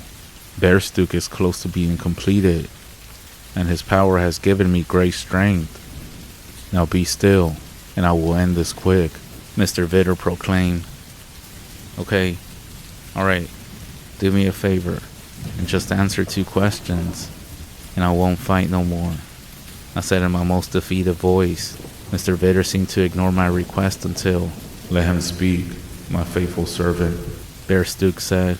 His weapon has ceased to be useful, and he can do us no harm. His begging for life will amuse me. I heard in my ear, What are you doing? Run, he can't be that fast, Jack begged. Ignoring Jack, I got into my knees and discreetly grabbed my lighter while acting like I was injured. Look at you, boy, dying on your knees. How pathetic, Mr. Vitter mocked. Ask away and be done with it. I looked at him in his dead eyes and asked, Why would you ever let me distract you? As I asked him this question, I hit the starter on the lighter and dove ahead as I felt my ass being scorched from the burning gasoline fumes. An unholy scream erupted in my head, causing my ears to ache and my head to spin. I will tear you limb from limb. I will come back and take your head as my first. Bearstook couldn't finish his sentence because the flames reached his face. I saw as the bark that was his flesh charred and burned. The whole time he was screaming in my head, I was able to shake off the shock and turn my attention to the psycho. Hopefully he was no longer immortal. He just stood there, staring at his master with tears welling up in his eyes. Why have you done this? You could have been part of the great Lord Bearstook, but now you have slain him, Mr. Vader cried. My last act as his servant will be to avenge him and take the life of... Before I let this asshole finish his sentence, I unjammed my Glock and shot him in the stomach, just so I would get the chance to watch him die slowly. I looked down at him, and it seemed the spell, or whatever it was, had begun to wear off, because he looked like he was in pain. His intestines were spilling out, and I finally saw the right amount of blood starting to pool in the dirt. In a weak voice, he said, "My whole life, serving my Lord, ended by a low man." As he spoke, I saw blood trickle out the side of his mouth. I guess a bullet fragment ended up in his lungs. I felt now was the right time to ask my last question. Before I forget, and before you die, why the fuck did you order satellite TV? I asked, hoping that I would find out why I was out here in the first place. Mr. Vitter then smiled, a bloody smile, looked me in my eyes, and said softly, I missed the show, the view, that Raven girl, she's my type. I thought my opinion of this pathetic shit couldn't get any lower, but when he said the view was the reason my ass was out here, I emptied the rest of my magazine into his skull, spraying his fucking brains, for the last time, onto the forest floor. Jack, it's over. The tree is burning up. And Mr. Vitter emptied his insides on the ground. If it wasn't for you, buddy, I would have never made it. I'm gonna owe you a drink, brother, I said onto the mic. So an ancient god, and his undying servant killed by an out-of-shape former Marine turned cable technician. Who the hell would have thought? Jack said. I'm glad you're okay, buddy, but it looks like the local PD finally noticed. They called me on the other line, and the down chief of police gave me a serious tongue lashing, yelling about the crazy nut that was blasting off rounds in the woods. Fuck, I'm about 85% positive I just saved the world, and I'm most likely gonna be arrested for this murder, I complained. If it makes you feel better, I'll most likely get popped for helping your ass out, so it looks like we'll be going to prison together, Jack said, with a bit of humor. I grunted in response, as I started to hear the distant sirens of the police. Well, at least I won't have to install cable anymore.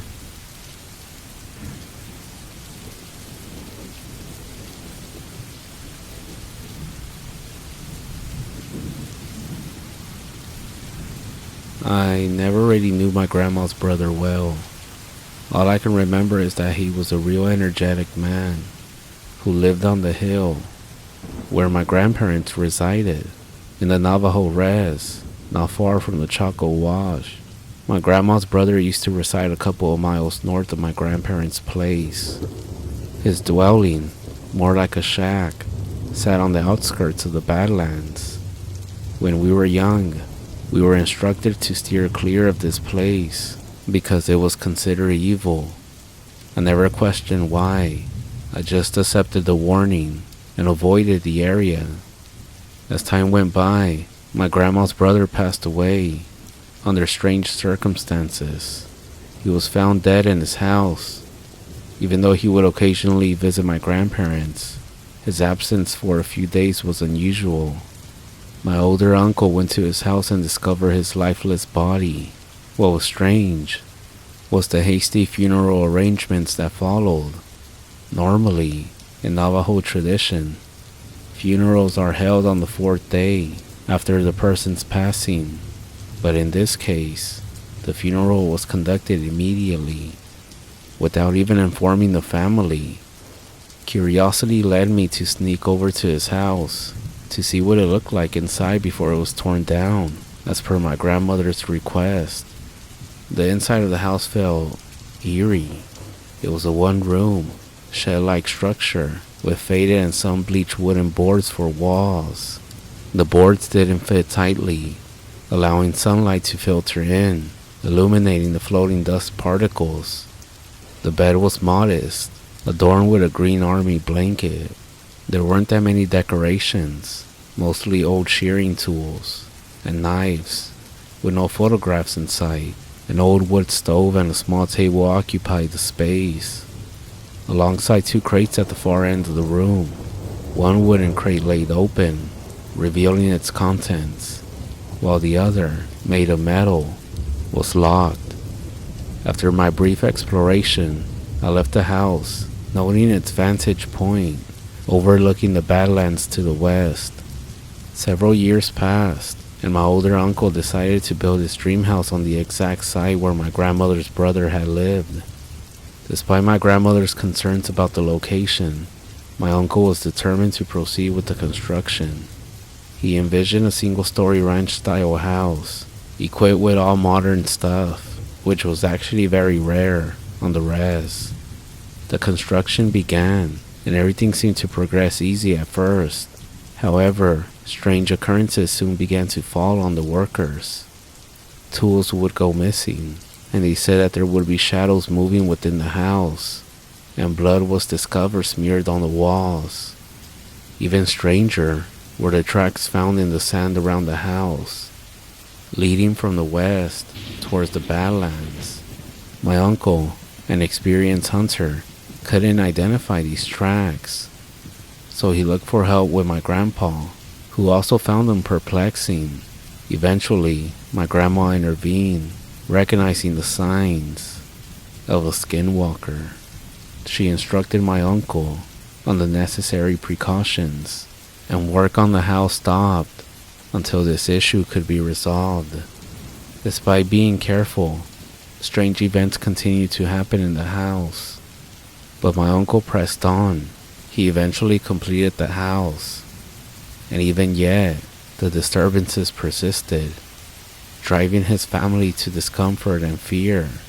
Even my grandmother's attempts to calm the spirits seemed futile against whatever forces were at play.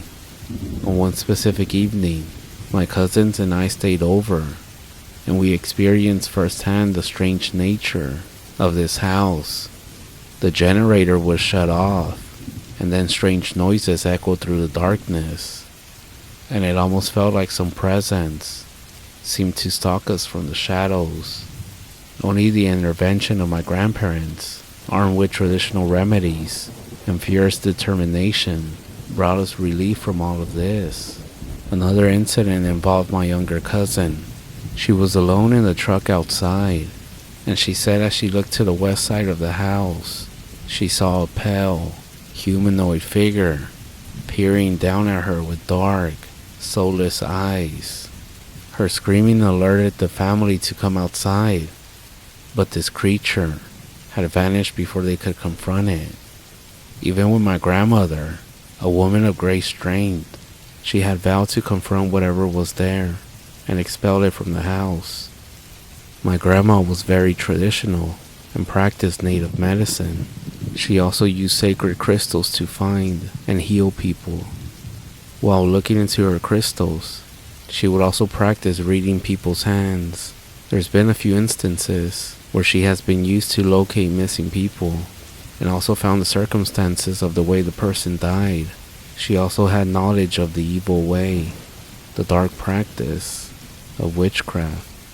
In need of medicine, my grandma had acquired a few secret items and would seek help from another medicine man. They both went into the house and began a ceremony to expel whatever was in it. They went into each room, blessing them with sage and sealing them with ash. When they finally went into the master bedroom, the medicine man started to vomit and bleed from the nose. My grandma said that she had a nauseous feeling and felt dizzy, almost fainting. They both retreated from the room and closed the door, sealing it with ash. The medicine man said the room was the source of evil, attracting evil spirits, including skinwalkers. He said he would try to pinpoint where the evil was coming from, but would need to go in alone. He began by lighting up a medicine bundle, taking bitter root, and marking his forehead with ash before entering the room. He described the room as very cold, feeling the presence of numerous spirits in the closet. Upon opening the closet, he saw a black mist on the floor, swirling like the eye of a black hurricane. He began the ceremony to close the portal, but was met with resistance. The medicine man heard a voice from the swirling mass, telling him that only the one who summoned the evil could close the portal. However, he continued the ceremony, and the mass started to diminish and eventually disappeared. Blessing the room with sage and corn pollen, he attached the burnt log to the top of the interior of the closet and sealed the door with ash. He warned my grandma that whatever was summoned was evil and too strong to keep under control, and so his recommendation was that my uncle abandon the house. Despite the warnings, my aunt, her boyfriend, and their 3-year-old son moved into the house, believing it to be a perfectly good place to save money on rent payments. However, they soon encountered paranormal experiences.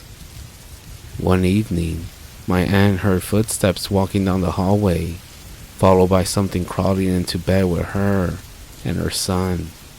Whatever it was, quickly got out of bed, threw off the covers, and stepped on her boyfriend's neck, causing him to choke for air. They then decided to leave the house immediately, leaving their belongings behind. Later, my younger uncle Max and his friend Leo decided to spend the night at the house to investigate.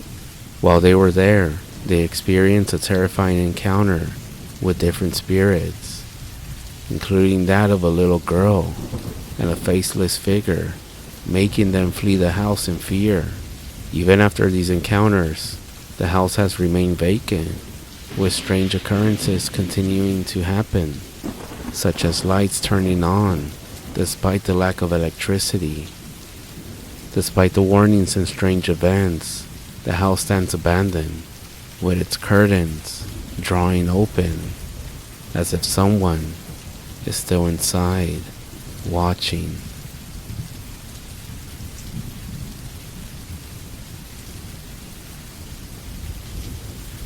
This is my true Skinwalker story. At the time of this experience, I had no knowledge, nor had I ever heard about a Skinwalker. I was 19 years old, and I lived in Phoenix, Arizona, with my parents while attending community college. My sister-in-law had asked me to go with her to Tuba City, Arizona, to visit with her mother and pick up some papers. Her mother was a school teacher there on the Navajo Res. We would be staying there overnight. Her mother lived in one of those small government houses on the res. There were about 3 or 4 houses near her on a small paved street. Except for a few buildings near there, it was pretty isolated. My niece and nephew were with us, and we'll call my sister-in-law Mary, my nephew Mike, and my niece Amy. Mike was only 10 years old, and Amy was 9. It was early evening when we arrived in Tuba City. We had stopped at a fast food restaurant on the way to pick up dinner to go. After arriving at the house, we all laid together at a small kitchen table. We talked and visited a while before going into the small living room to watch TV. There wasn't a lot to do there, so Mary and I decided we would take a night drive and explore around the res. I know what you're thinking.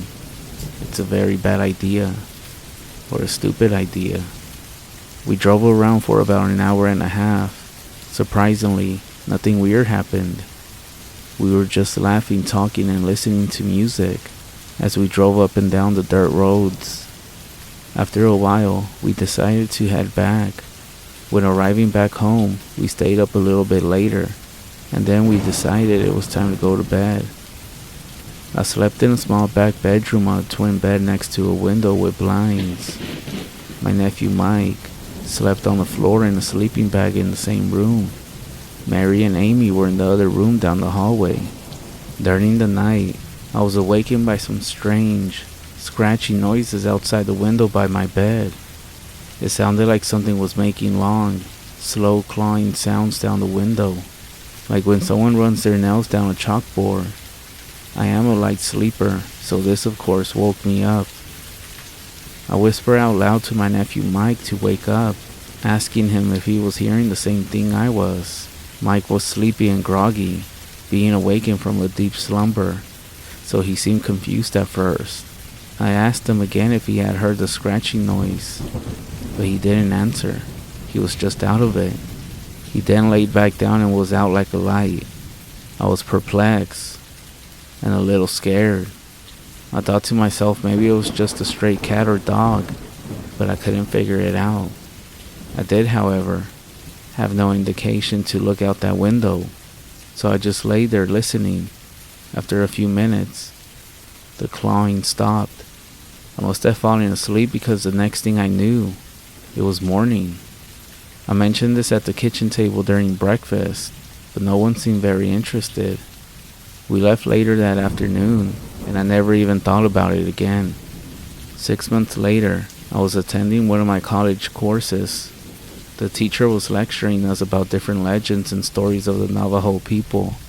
He touched on the stories of evil medicine men, or witches, that are called skinwalkers. He began telling us that they are very dangerous and harmful. They have the ability to turn into or disguise themselves as any animal. They could take the form of a coyote, wolf, or even a bear. They also been known to follow people home at night. That's why you should never be out on the res after dark. You're never supposed to make eye contact with the skinwalker, because they can actually possess your soul. You should never talk about them, because you can draw them to you. They can cause issues and bring evil into your life. An icy chill went down my spine. I remember that night I had spent on the res. I wonder if a skinwalker had followed Mary and me home that night after our drive. The realization that a skinwalker had targeted us fills me with fear. I think of this often, and I'm so glad I didn't look out the window that night. I'm also haunted by the fact that there was just a very thin pane of glass separating me from such an evil thing. And now, I guess I know why no one in the family wanted to talk about it.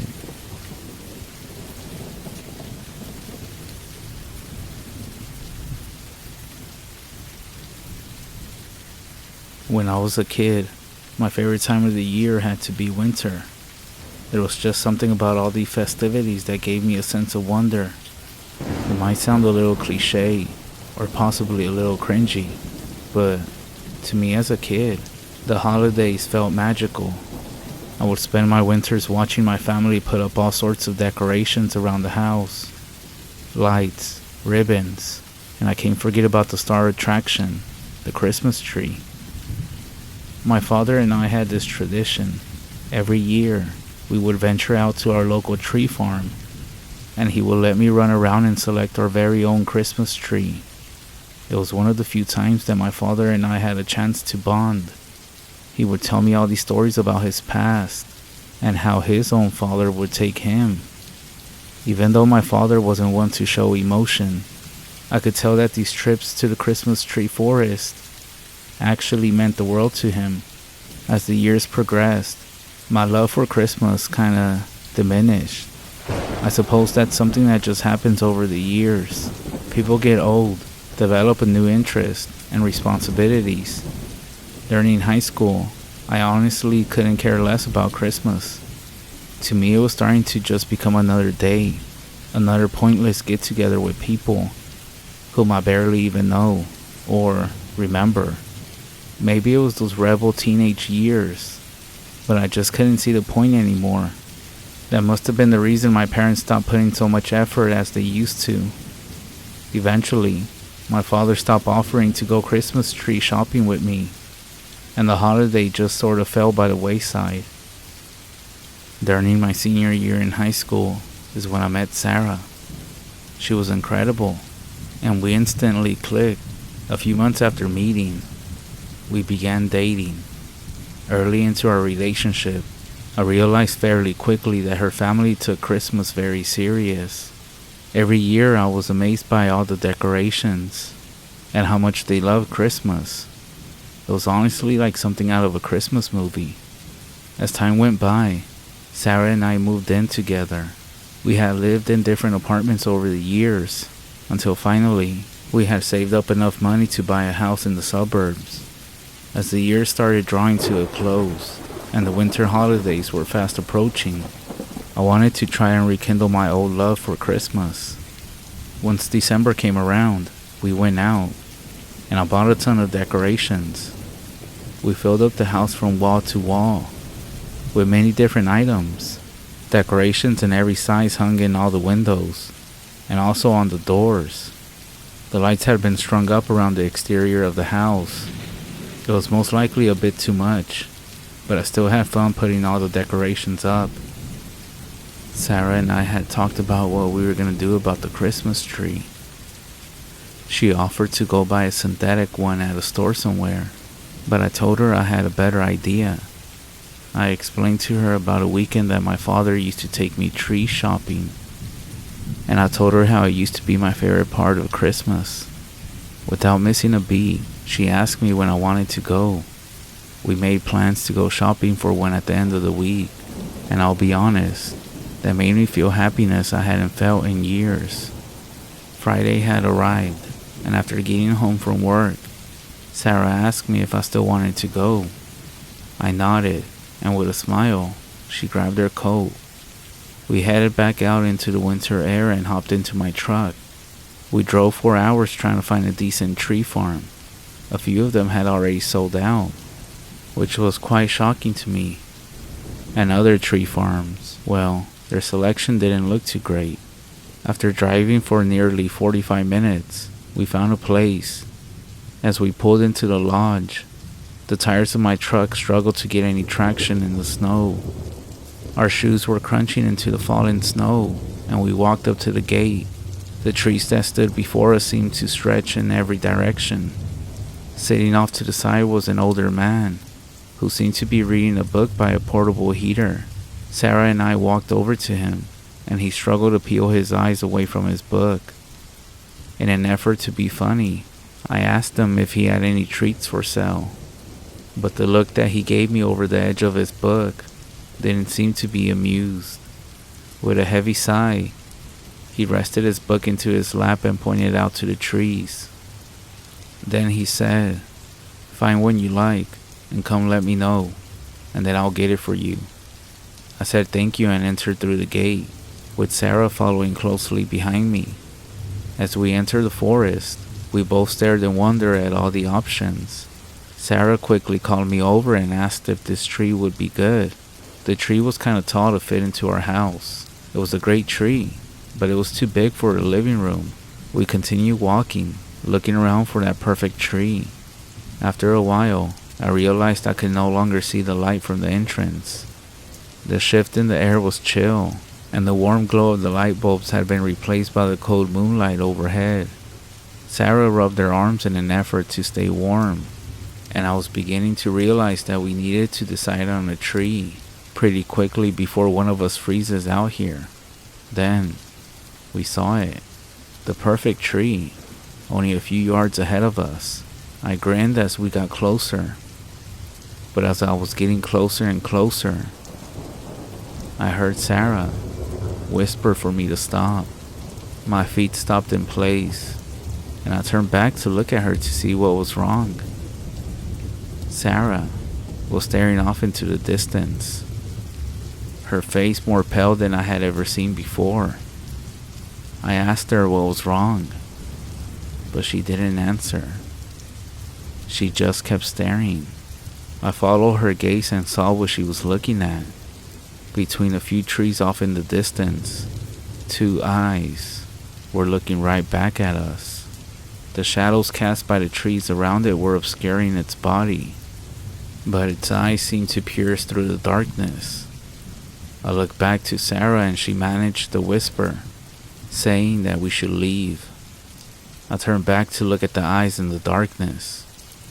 They were still there, still wide, and still staring directly at us. Then, the eyes began to move out from the trees. As they did, they started to rise higher and higher above the ground. After a few seconds, the eyes were nearly half as tall as the tree it stood next to. It stepped out into the moonlight, and I couldn't believe what I was seeing. Its body was unlike anything I had ever seen before. It looked like some kind of beast. Dark fur covered it from its head to its toes. Massive clawed hands gripped the tree next to it, and I could see the tree strain from the pressure. Large horns were protruding out from its head, curling up and back from its body. It exhaled a deep breath through its nostrils. The gust of warm air visibly obscured its face for a moment. It took another step closer. The twigs beneath its feet were crunching loud as it approached. I could see its face a little bit better now. A dark liquid dripped from its lower jaw, staining the pure white snow beneath it. Sarah took a step back, and I could hear a twig snap below her foot. I turned my attention to her, and she was nearly crying at this point. The twig snapping was like a trigger. The creature started to roar, and this drew my attention back. That's when it started to run at us. But it wasn't running like a fucking animal. It was running like a person. And looking at this, my eyes went wide with panic, and I turned to Sarah, yelling at her to run. We both began sprinting through the snow, dodging the numerous trees as they passed us by. Even though we were both running as hard as we could, I could still hear that thing's footfalls growing closer and closer to us. Then, the sound of splintering wood echoed from behind us. I turned just in time to see a massive tree falling towards us with immense speed. I called out to Sarah to look out, and she moved away from it, when I did the same thing as well. The tree impacted the ground, and it shook the earth beneath my feet. I called for Sarah, asking if she was alright, and for a moment, there was no answer. I called again, and that's when a response came. I ran around the fallen tree, and I found her sitting near another tree. I held out my hand and helped her up. That's when we heard another loud shriek, coming from deep in the woods. We looked to one another before running out of the forest back into the light of the entrance. The old man looked up from his book and asked us if we found one we liked, but we paid him little mind as we ran out of the fence, hopped into my truck, and drove away. There's quite a bit of few different things in this world that I can't explain, and that night is at the very top of this list. I have no idea what that thing was. Maybe some of you out here have an idea, but I'm at a complete loss. I still love the holidays and Christmas, but this year, I think I'm just gonna buy an artificial Christmas tree, and I would advise all of you to do the same. Stay away from the forest, and be careful when you go in there, if you go in there to look for a Christmas tree.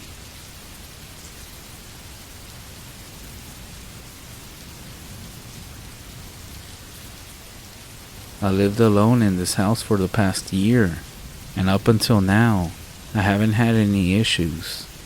I had first moved into the small town in the middle of the Midwest a year ago after my job had to relocate me.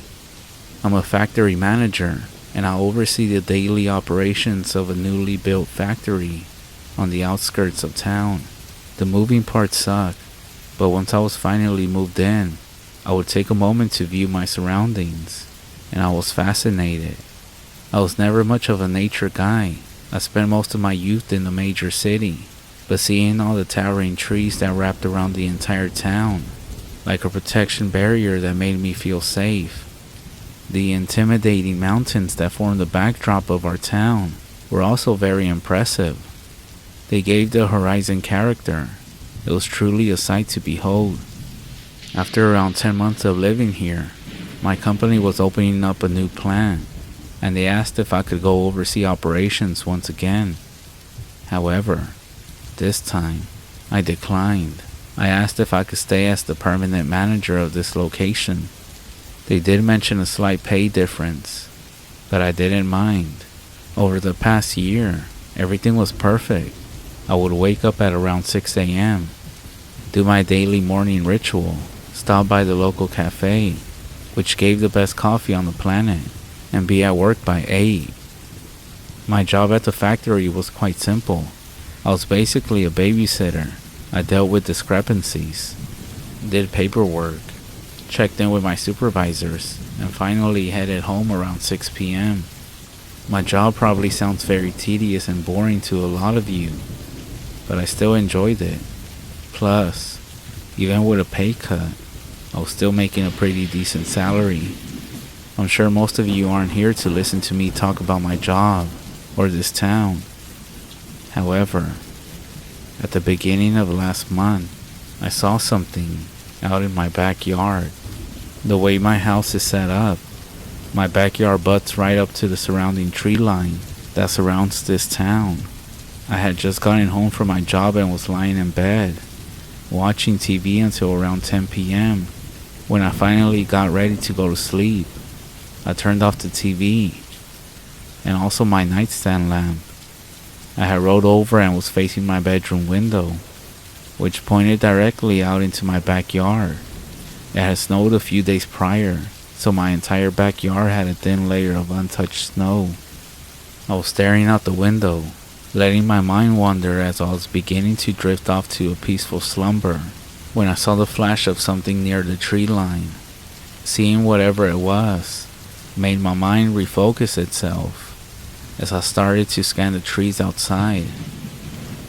Not even 5 minutes later, I saw them. 2 eyes were shining in the tree line, reflecting light from some unknown source. They would bob up and down for a moment before stopping and staring at my house. They would then turn to the right or left, disappear for a minute or two, then reappear at a different spot. At first, I thought it must have been a wolf or maybe some other nocturnal creature looking for food. I put it out of my thoughts and fell asleep. For the entire week straight, those eyes had basically become a routine for me, as they started to appear every night in the same exact spot. I would lie awake and watch them intently. I thought that maybe perhaps the area in the trees was some sort of natural grazing spot, that whatever animal this was had become accustomed to eating here every night. I watched as the eyes walked left to right, disappeared, and reappeared until my tired eyes could no longer stay open. At the end of the first week, something happened. I had just finished turning off the TV and had rolled over to wait for the animal to arrive. A half hour passed, and I was just about to go to sleep when the eyes reappeared. The eyes shined brightly in between the dark trees. After a few moments, the eyes seemed to get closer to my house. They were faintly growing in the distance. Then, once it crossed into the threshold into my backyard, my motion sensor lights I had set up on the back of my house went off. My eyes shot wide open, and I felt my heart rate slowly start to increase as I saw what was standing in my backyard. It looked like a man. Well, almost a man, who was hunched over on all fours like a dog. Its skin was bluish gray, and stringy black hair clung to its scalp, like the legs of a spider. Its eyes were massive, taking up most of its face. The sudden bright light caused it to raise a hand to shield its eyes. Its fingers were disturbingly long, like bony sticks, hovering over its face. The thing fell back and scrambled into the dark trees. After watching this event unfold, there was no way I was going to go back to bed after that. I got up from my bed and looked around my backyard. A few moments later, the motion sensor lights diminished. I continued scanning the trees for any sign of this creature, but it was gone. I spent the rest of the night trying to find any information I could on what I had seen. I looked around at countless websites, putting the description of what I saw. Most of them spoke of a ghost and demons, but this didn't seem like a demon to me. It looked like a very real thing in my backyard. There's even other websites that mention various creatures that have some similar traits and features as what I saw in my backyard. The following week, I watched every window every single night in case it came back. But every single night, I was met with nothing. I was starting to think that what I saw wasn't even real, that I had fallen asleep while watching the trees, and that my own mind had crafted this vivid nightmare. At the beginning of last week, however, I realized it wasn't a nightmare. It was very real. I was heading to bed a little bit later than I normally would, and as I lay there, I began watching through my window. I wasn't watching as intently as I was from the previous week. Then, after one long blink, it appeared, and this time, I felt my heart thumping in my chest so hard that I thought it was going to stop at any moment. I could feel the air beginning to steam my eyes, as I hadn't shut them for 2 minutes straight. The reason I was so unnerved was that the creature was lowering its head from directly above the outside of my window. The roof of my house was still a fair distance from the top of my window, so that meant that this creature was somehow clinging to the outside of my house like a spider on a web. It stared into my window at me. Our eyes were locking in place like if we had some staring contest. I was wondering why my motion sensor lights hadn't gone off at all, but that thought quickly left my mind as I saw the creature reach its hand towards the glass. It began raking its sharp, jagged fingernails along the glass over and over again. The sound that was produced from digging its fingers into the glass, it's embarrassing to admit, but I was scared at this point, too scared to think and too scared to move. It pulled its hand away from the window, and with a quick swing, it shattered the glass into pieces. When it did this, I fell back out of bed and onto the floor. I wanted to get up to run out of there, screaming my head off, but I couldn't seem to take my eyes off this creature. It slithered its way through the broken window and crawled along the inside of my wall. It then stopped once it reached the corner of my bedroom and just stared at me. Its mouth began to crack open as if it hadn't opened its mouth for some time. Broken, sharp rotted teeth filled its mouth as it seemed to smile at me. A slight feeling of disgust began to form within the overwhelming fear that gripped me. In one rapid movement, the creature lunged from the wall of my bedroom over to me. It grabbed at me with its long fingers while its mouth was snapping in my face. I could truly sense that this creature was trying to kill me, or possibly even eat me. The commotion caused the lamp on my nightstand to topple over. I managed to switch it on with one hand, while my other hand held the creature at bay. The sudden light seemed to blind the creature briefly, and in that moment, I brought the lamp crashing down onto its head as hard as I could. It slumped over onto its side, and I shoved it off of me. I quickly got up, left the room, and called the police. I explained that a wild animal or something had broken into my house. They arrived shortly after, and I led them through my house into my bedroom. But when I opened my bedroom door, the creature was gone. They examined my broken window and realized that I was actually telling the truth. Even though when they asked me to describe what kind of animal it was, I stopped myself from telling them that it was a monster. I told them that I was sleeping and that it was too dark for me to see what it was. They nodded and told me to call them if it ever comes back.